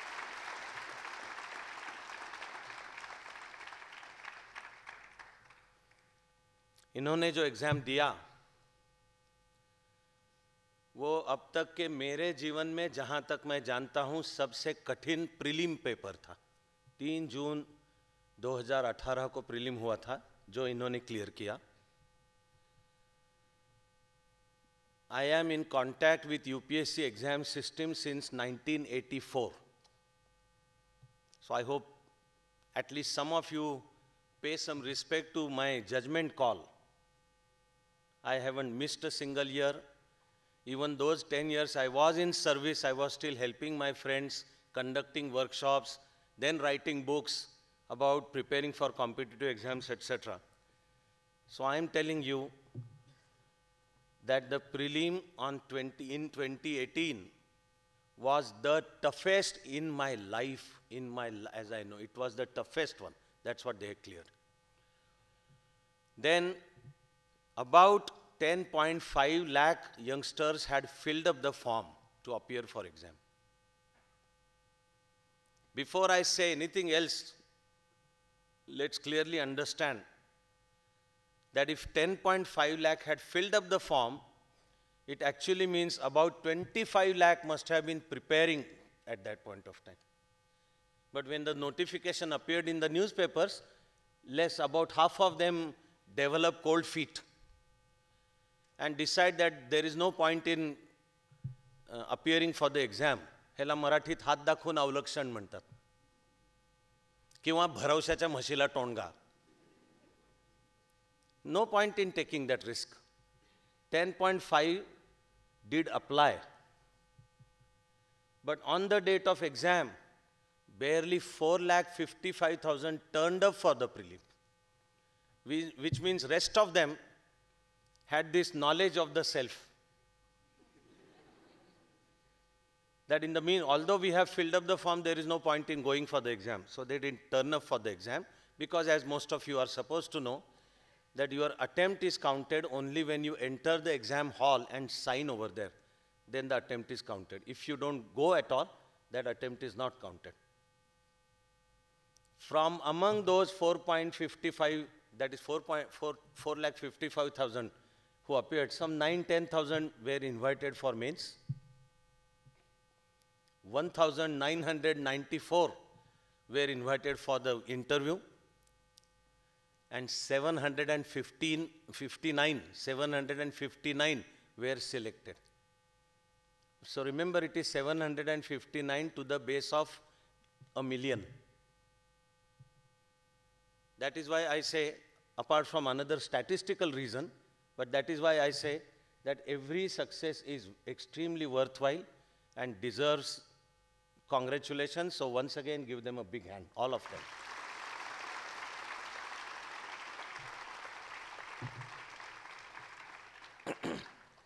There is actually one more statistical reason. Total exam consists of 2025 marks. And if you expect 5% tolerance, if you draw the means, look at the scores, find out the mean score, average score, and 5% tolerance. So 5% on this side and 5% on that side.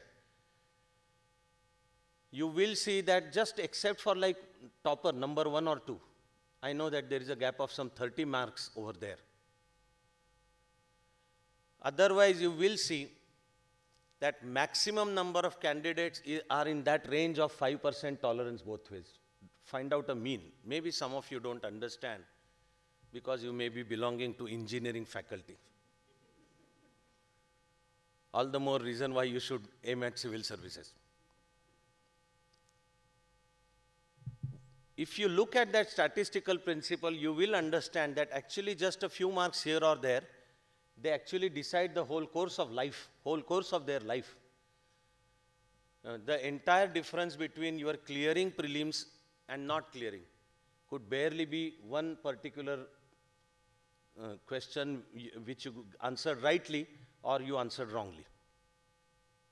Similarly, the difference between clearing mains, what it means is getting an invitation for interview, could barely be like 1 mark. There are indeed principles about that. That if at the main exam level, 2 or more than 2 candidates are on the same level of marks, then the one who has scored more marks in GS gets the higher number, rank, which means with the same marks also, someone may get an invitation for interview and the other may not. Similarly, after the results, if 2 or more candidates are tied at the same score, then the one who has more marks in interview is given higher ranking.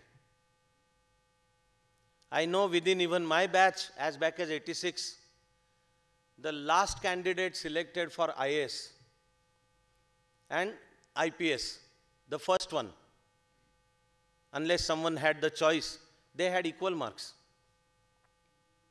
But the last candidate to be picked up for IAS had more marks in interview, so he had a higher ranking, so he joined IAS. And the other one who belonged to India's para-commando force with the same marks, but he had less marks in interview, got the lower ranking by just one rank below, got IPS. What it means is a total change in life, mind you. Actually getting selected is पुनर्जन्म. एक बार selection हो जाए, कोई पूछने वाला नहीं है कि कितने अटेम्प्ट लिए. सिलेक्ट होने के बाद सबको मालूम है कि अब इनको पूछना नहीं है कितने अटेम्प्ट हुए, वरना हमारी फाइल क्लियर नहीं होगी. लेकिन एक किस्म का पुनर्जन्म है. पहले आप चाहे इंजीनियर हो, डॉक्टर हो, लॉ ग्रेजुएट हो, आर्ट्स वाले हो, एक बार आप सिलेक्ट हो गए, एक नई जिंदगी शुरू हो जाती है. What I want to reiterate is, all ranks deserve equal praise. They deserve to be congratulated. That is one point. At the same time, there is also one more point that we, especially at Chanakya Mandal, must insist. That all services are equal. That is important to remember. I do remember I am IAS, but I also know that by and large IAS officers exude arrogance. आप लोग बहुत जल्द महसूस करोगे जब मसूरी में पहुंचोगे तो rank के मुताबिक फिर एक नई तरह की चातुर्वर्ण व्यवस्था है. हाँ. और ये अहंकार बड़ी बुरी चीज है. ये तो जिसको अहंकार है उसे भी खा जाती है. लेकिन जहां तक सिविल सर्विस का सवाल है, सिविल सर्वेंट के अहंकार की तकलीफ ज्यादा जनता को होती है.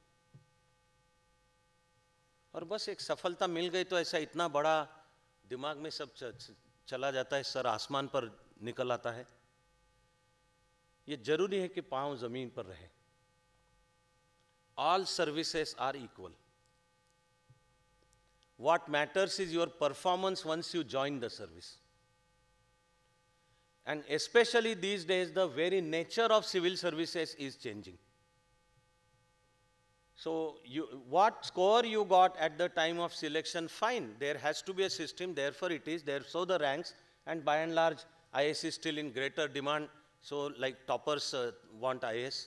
Among them, like Aniket, like Vaibhav Gondane, some of them may opt for IFS. I know some of us also have a fascination for uniform service. So I know that some of the toppers also opted for IPS. And these days I also know a trend that in spite of being toppers, some of us are choosing IRS, Indian Revenue Service. जो पहला choice Indian revenue service को देंगे उनके लिए तो मैंने कहा है they are guilty till proved innocent. और दो बड़ी गलतियां हैं आईआरएस से. क्यों ये टॉपर या इसको आईएएस आईएफएस आईपीएस मिल सकता है, फिर भी आईआरएस क्यों के पीछे जा रहा है? शायद किसी ने बताया कि खाने के लिए ज्यादा पैसा है वहां पे. तो इसमें दो गलतियां हैं. पहली तो ज्यादा बड़ी गलती है कि उसका सिविल सर्विस में जाने के पीछे उद्देश्य क्या है कि वहां मुझे कहां खाने को ज्यादा मिलेगा. तो ये जाहिर है कि वो देश का शत्रु है, enemy of the state, enemy of the people. लेकिन दूसरी बात ये भी है कि उसके पास अज्ञान इतना बड़ा है कि पागल ये भी नहीं जानता कि खाने के भी ज्यादा मौके आईएएस में हैं. उसको मार्गदर्शन भी गलत है, उसके उद्देश्य गलत है, उसका मार्गदर्शन गलत है. But I know the changing preferences. My point is, all services are equal. What matters is your performance inside the service. And that I can tell you, even with DOPT, मेरे बैचमेट्स है वहाँ पे, चर्चा क्या चलती है मैं जानता हूँ. तो मात्र IAS या IFS को ही प्रायोरिटी दी जाए. अब ये दिन ख़त्म होते जा रहे हैं. अब अफसर का देखा जाएगा उसने सर्विस में काम कैसे किया है, वहाँ क्या उसने नई नई कल्पनाएं उनके बारे में सोचते हुए कुछ परिवर्तन लाया क्या, सिस्टम डिज़ाइन, इसमें इस आधार पर चुना जाएगा उसको. अभी प्राइम मिनिस्टर ऑफिस में भी काम करने वाले कई अफसर हैं जो IAS नहीं हैं. मुझे खुशी है कि director of prime minister office का चाणक्य मंडल से रिश्ता है. वो श्रीकर परदेशी के बारे में मैं बोल रहा हूँ. कुछ दिनों में वो आपसे बात करने के लिए आ ही जाएगा. लेकिन परफॉर्मेंस देखा जा रहा है. कॉन्फिडेंशियल रिपोर्ट या एनुअल परफॉर्मेंस असेसमेंट के तौर तरीके बदल रहे हैं. So all services are equal. What matters is your performance there. Similarly पूरा देश अपना देश है. मैं अब बात कर रहा हूँ केडर की, कि मुझे कौन सा केडर मिलेगा. तो पूरा देश हमारा देश है, एक राष्ट्र है, एक भारत देश है, हजारों सालों से भी है, और वर्तमान समय में संविधान ने उसको एकात्म बनाया भी है, जो जनतंत्र का भारत देश है. तो IAS और IPS में जो केडर मिलेगा वो हमारे देश का ही हिस्सा है, ये समझते के ही काम करना है. बहुत गौरव की बात है कि चाणक्य मंडल में से जिन्होंने तैयारी की, किसी किसी को नॉर्थ ईस्ट मिला है. इन दिनों से तो एक तरह के गर्व के साथ मैं कह रहा हूँ, 14 फरवरी को पुलवामा की घटना हुई और वहाँ से लेकर के भारत पाकिस्तान में भी टेंशन जारी है, या कश्मीर घाटी में भी बहुत बड़ी समस्याओं का देश को सामना करना पड़ रहा है. मुझे इस बात पे गर्व है कि अभी श्रीनगर जिले का DM कलेक्टर चाणक्य मंडल का विद्यार्थी है, कार्यकर्ता है. वो सागर डोई फोड़े, मुझे विश्वास है कि देश के हित की वहाँ बैठ कर रक्षा करेगा, और हम सब ने आगे चल के भी वही काम करना है. इसलिए होता है, इस कार्यक्रम का नाम है अभिनंदन और शुभकामनाएं. ये जो शब्दों का चुनाव है, चॉइस, सोच समझ के है. मात्र कॉम्पिटिटिव एग्जाम में सफलता लेने पर हम लोग सत्कार नहीं करते हैं.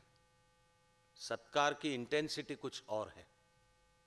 सत्कार तब है जब व्यवस्था के अंदर जाओ और जो हमारा सपना है स्वच्छ और कार्यक्षम अधिकारी, और स्वच्छ और कार्यक्षम अधिकारी को चाणक्य मंडल परिवार में हमने नाम दिया है कार्यकर्ता अधिकारी.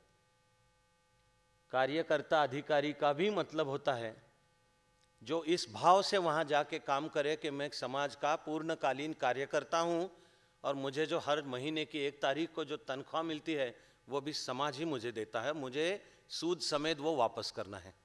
इसी भाव से जो काम करेगा उसको कार्यकर्ता अधिकारी कहा जाएगा. तो चाणक्य मंडल परिवार में सत्कार तब होगा जब अंदर जाके अच्छा काम किया, कुछ नए नए आयाम प्रस्थापित किए. पारदर्शी प्रशासन कैसे हो, लोगों के प्रति उत्तरदायी प्रशासन कैसे हो, ये अपने उदाहरण से दिखा दिया, फिर सत्कार होगा.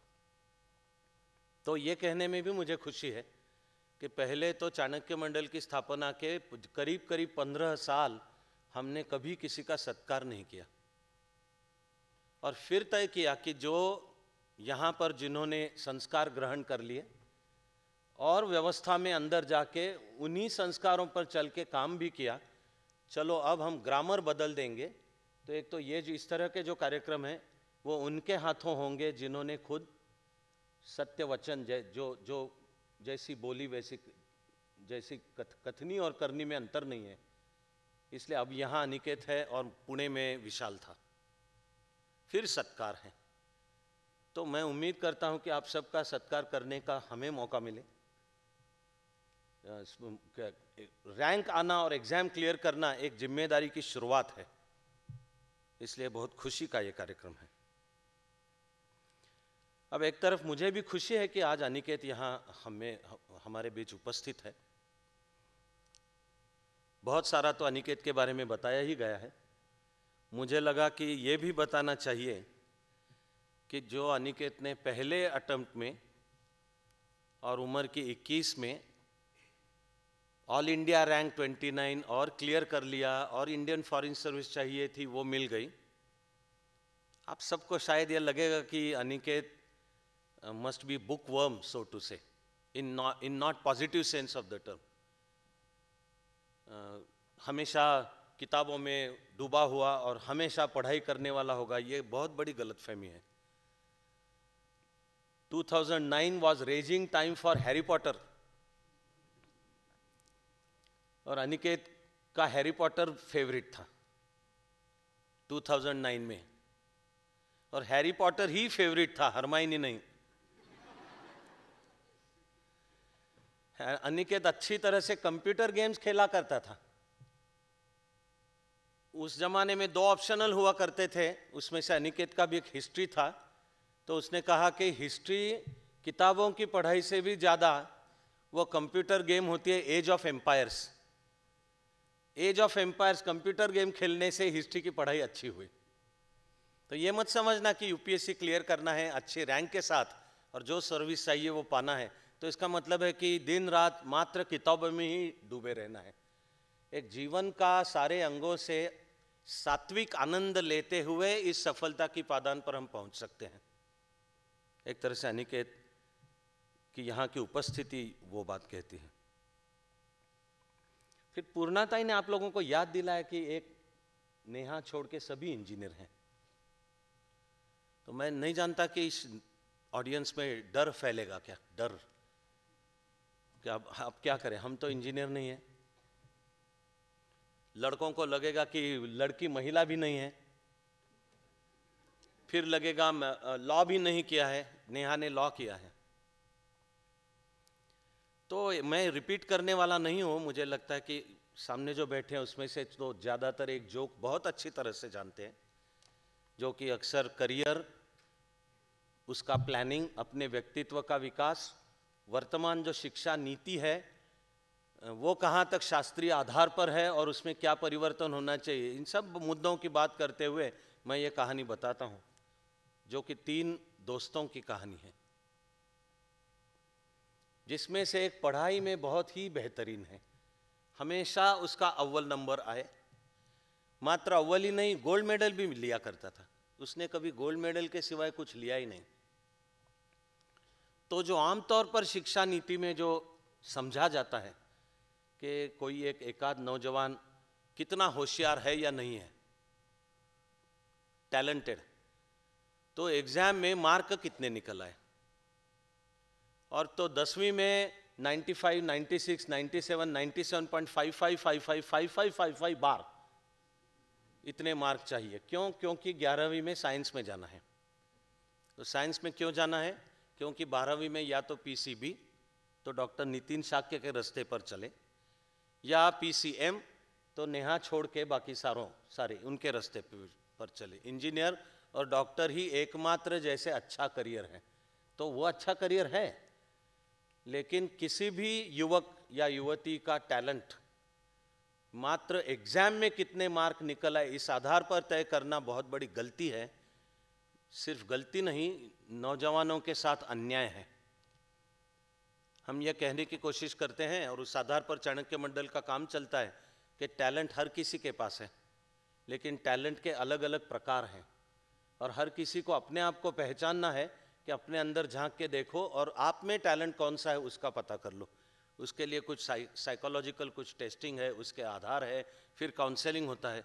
तो इन 3 बच्चों की 3 दोस्त हैं बचपन से स्कूल के, जो हमेशा गोल्ड मेडल लिया करता था, वो तो इंजीनियर हो गया और उसने आसपास देखना शुरू किया, अब मैं क्या करूं। किसी ने उसको बताया कि गवर्नमेंट ऑफ इंडिया का एक नोटिफिकेशन है किसी डिपार्टमेंट में असिस्टेंट एग्जीक्यूटिव इंजीनियर, तो तुम अप्लाई कर लो। उसने अप्लाई कर लिया और क्या विषाद है कि उसका चयन ना हो, क्योंकि एक्सेलेंट करियर। तो दिल्ली में इंटरव्यू हुआ और जो सबसे अच्छे अंक लेने वाला गोल्ड मेडलिस्ट विद्यार्थी, उसका करियर शुरू हुआ गवर्नमेंट ऑफ इंडिया में असिस्टेंट एग्जीक्यूटिव इंजीनियर। दूसरा है जो पढ़ाई में बहुत बेहतरीन नहीं है लेकिन कभी फेल भी नहीं होगा, वो हर साल अगली कक्षा में जाएगा, तो उसके जो भी अंक निकल आए 50%, 55%, तो उसने फिर सोचना शुरू किया। पहले तो उसने बीए किया पॉलिटिकल साइंस में, अब क्या करूं? तो किसी ने उसको बताया कि आर्ट्स की तुम्हारी बैकग्राउंड है तो यूपीएससी में फ़ायदा है, ट्राई कर लो। तो उसने यूपीएससी एग्ज़ाम दे दी तो वो आईएएस हो गया। और आईएएस हो गया इसलिए ज़्यादा गोल्ड मेडलिस्ट, ज़्यादा अच्छी डिग्री जो इंजीनियर है वो कि जिस डिपार्टमेंट में निचले स्तर पर काम कर रहा था उसका प्रमुख अधिकारी बन के, वरिष्ठ अधिकारी बन के आ गए आईएएस अफसर। और बाकी बचा तीसरा, जिसने सही समय में पहचान लिया कि ये पढ़ाई वढ़ाई तो अपना काम नहीं है, तो उसने सही वक्त पे सही पार्टी के टिकट पर चुनाव लड़ा, वो चुन के आया और इन दोनों की खाते का मिनिस्टर बन गया। तो इसमें कहानी पूरी हो जाती है। लेकिन आज जब देखा कि नेहा और डॉक्टर नितिन शाक्य को छोड़ के सब इंजीनियर हैं, तो फिर जो परिवर्तन हो रहा है कि अब इंजीनियरों को पता चला है कि यूपीएससी दे दो, नहीं तो 10वीं में जिसके मार्क कम निकल आए इसलिए वो जो बाद में आर्ट्स में गया वो तुम्हारे सर के ऊपर बैठेगा, तो वो हम ही कोशिश करेंगे। तो अच्छी बात है। On the serious side, administration is turning more and more technology oriented.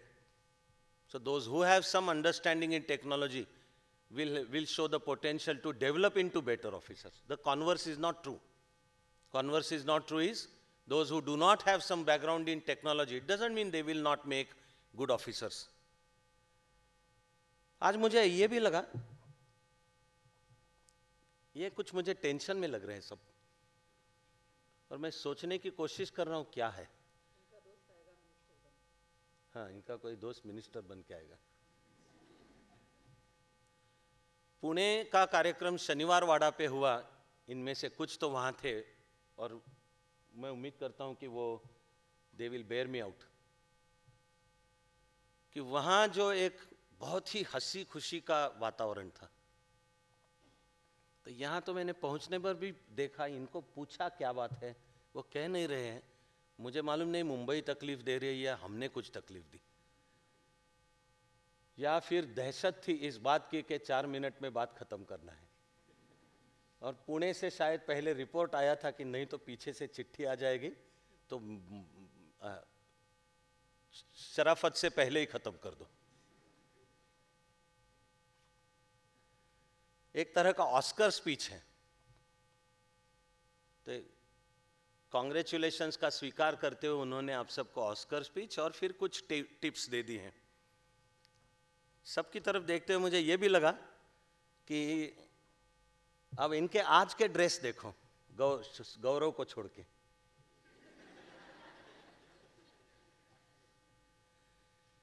और इंटरव्यू में जो बन ठन के आए थे,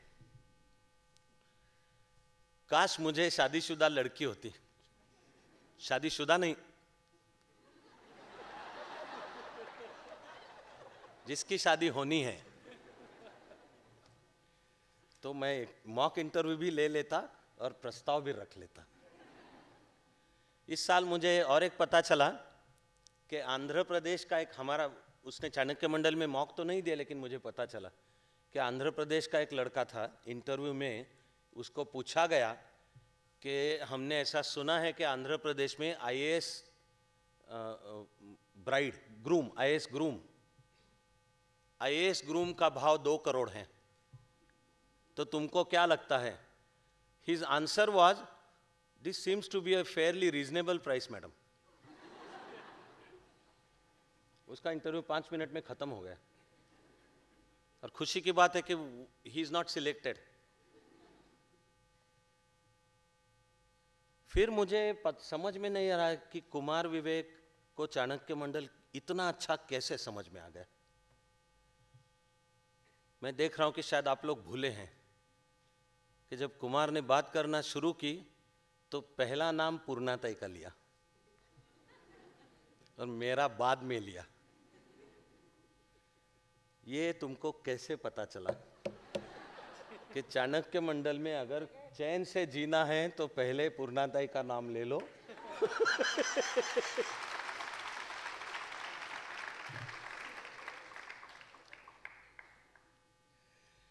आदित्य ने तुम लोगों को याद दिलाया कि इंटरव्यू खत्म होते हुए मैंने कहा था कि your bearing your body language is like stand up comedian. फिर आदित्य ने उसकी शंका यहाँ पे बता दी कि तब मेरे समझ में नहीं आया कि ये उपहास से कहा जा रहा है या कॉम्प्लीमेंट है। सो आई क्लैरिफाइड कि I mean this as a complement.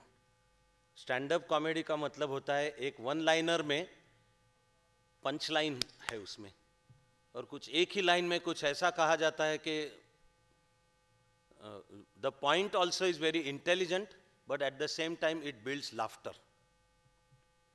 तो I meant that as a compliment, क्योंकि आदित्य इनको ये जानते हैं कि हर सप्ताह उनके साथ जो मेरा एक सेशन होता है ना 2 घंटों का, वो मेरा स्टैंड अप कॉमेडी शो होता है।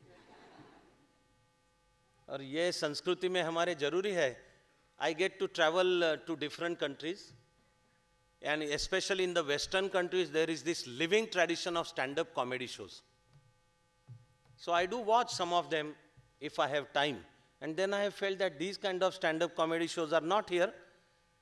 Aditya has alternative career plan ready.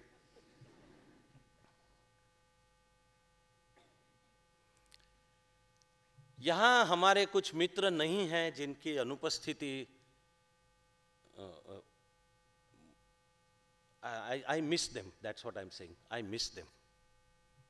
जैसे कि पहले बताया गया, परमानंद दराड़े पूरा मुंबई चाणक्य मंडल का कोर्स का विद्यार्थी है। Then through the whole process of pre mains interview everything, लेकिन उसके मन ने ये पक्का कर लिया मन में कि रैंक अच्छी नहीं है, तभी मैं मुंह दिखाऊंगा जब अच्छी रैंक निकल के लेके आऊँगा। तो आज वो नहीं है, तो आई मिस हिम।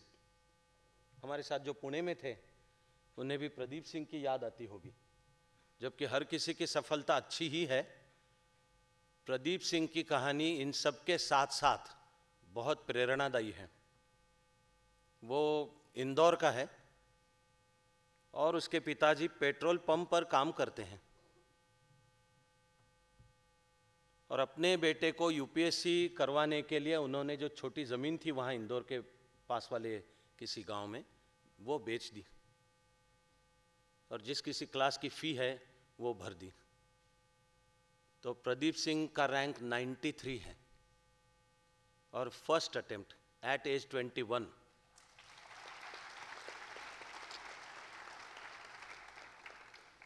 नवनीत की तरह है, शिवांश की तरह है, वहाँ जो आज यहाँ नहीं हो सका हमारे बीच वैभव गोंडाने की तरह है, और खुद अनिकेत ने भी अपने उम्र की 21 में ही वो हासिल कर लिया था। अब 2 मिनट में हम एक प्रार्थना साथ में करेंगे।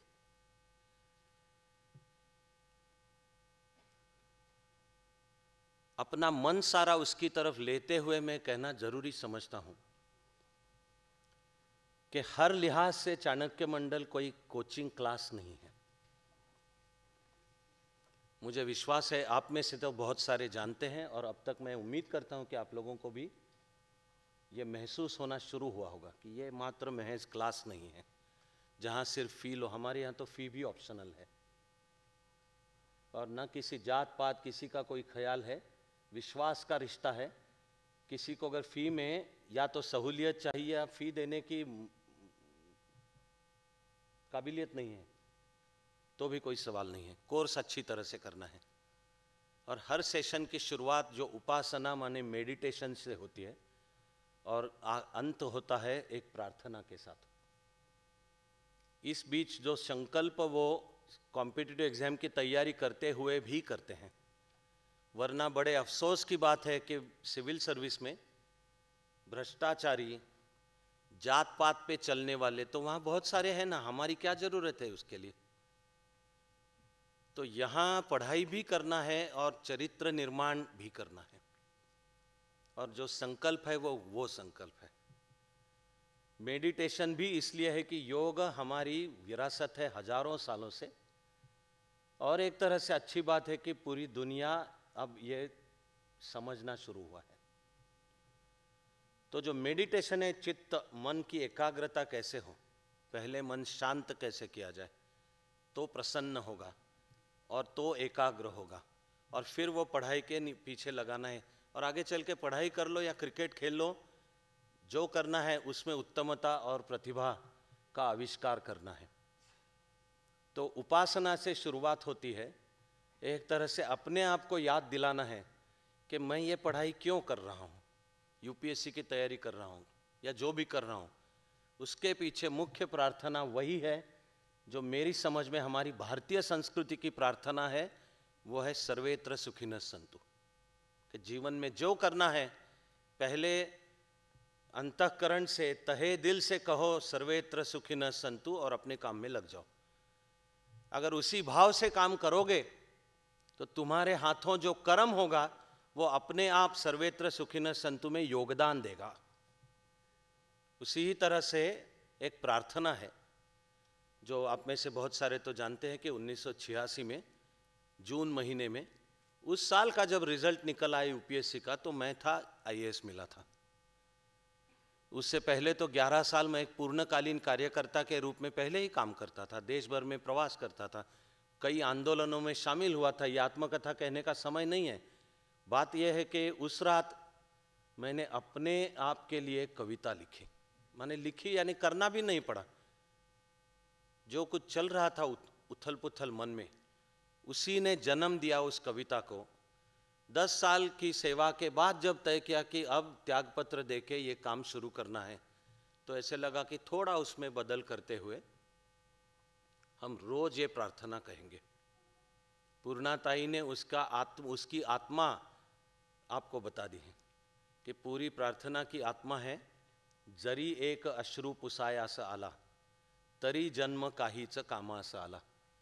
कि मैं अब मेरा जीवन सफल रहा कब मानूंगा, बहुत पैसा पा लिया, बहुत कीर्ति ले ली, बहुत बड़े बड़े पोस्ट पर बैठे, बहुत सत्ता हासिल कर ली, तो ठीक है वो मिलेगा। लेकिन क्या मैंने दुखितों का दुख दूर करने की कुछ कोशिश की है? एक बार गांधी जी को पूछा गया था, what is the dream of your life? Gandhi ji's answer was, I want to wipe out every single tear from every single weeping eye. अब गांधी जी वो बात कर सकते हैं, मुझे लगा हम इतनी तो बात कर सकते हैं कि किसी एक के भी आंसू अगर पहुंच पाए। यहाँ जो टेबल के इस साइड में बैठूंगा और सामने आम आदमी आएगा जो कि देश का मालिक है, ये तो संविधान भी कहता है। तो वो प्रार्थना हमें अभी करनी है और बाद में उसी प्रार्थना पर चलने के लिए अपना अपना जीवन जीना है। साथ में प्रार्थना करेंगे। नव्या वैभवाचीच स्वप्ने सजावी,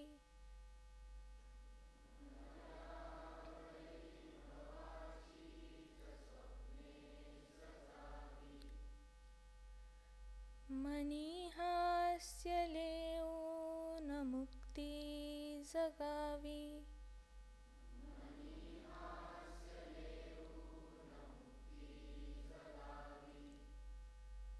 हवी फक्त उन्मुक्त निर्माण शक्ती,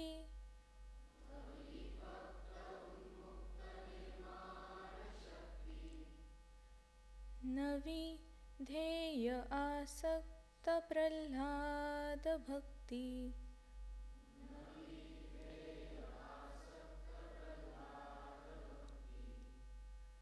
हवी फक्त उन्मुक्त निर्माण शक्ती,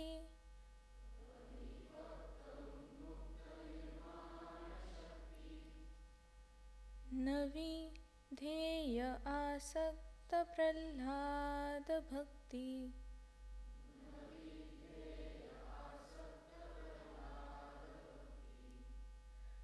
अहंता गळावी भंगा समणता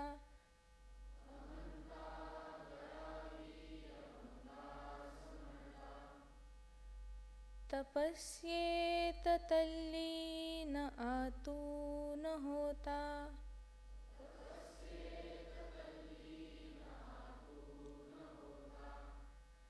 प्रतिभे समस्तीत आकार यावे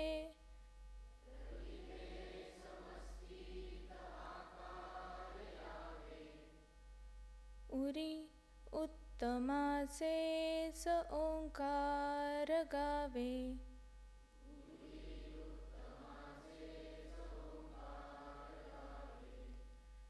हवी फक्त उन्मुक्त निर्माण शक्ती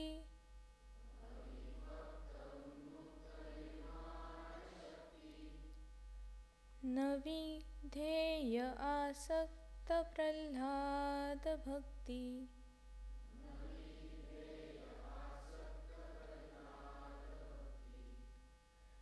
जरी एक अश्रू पुसायास आला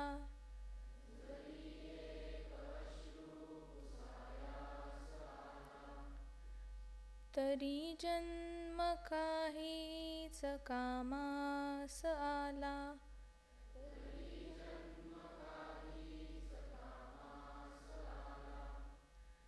जरी अश्रु विस्फोट होऊन सजला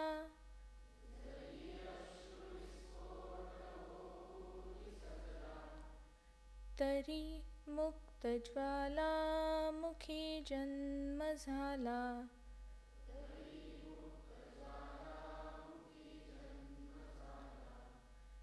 हवी फक्त उन्मुक्त निर्माण शक्ती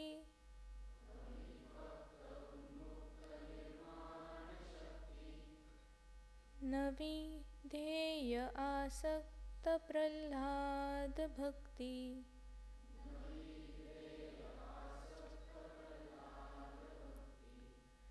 नवी ध्येय आसक्त प्रल्हाद भक्ती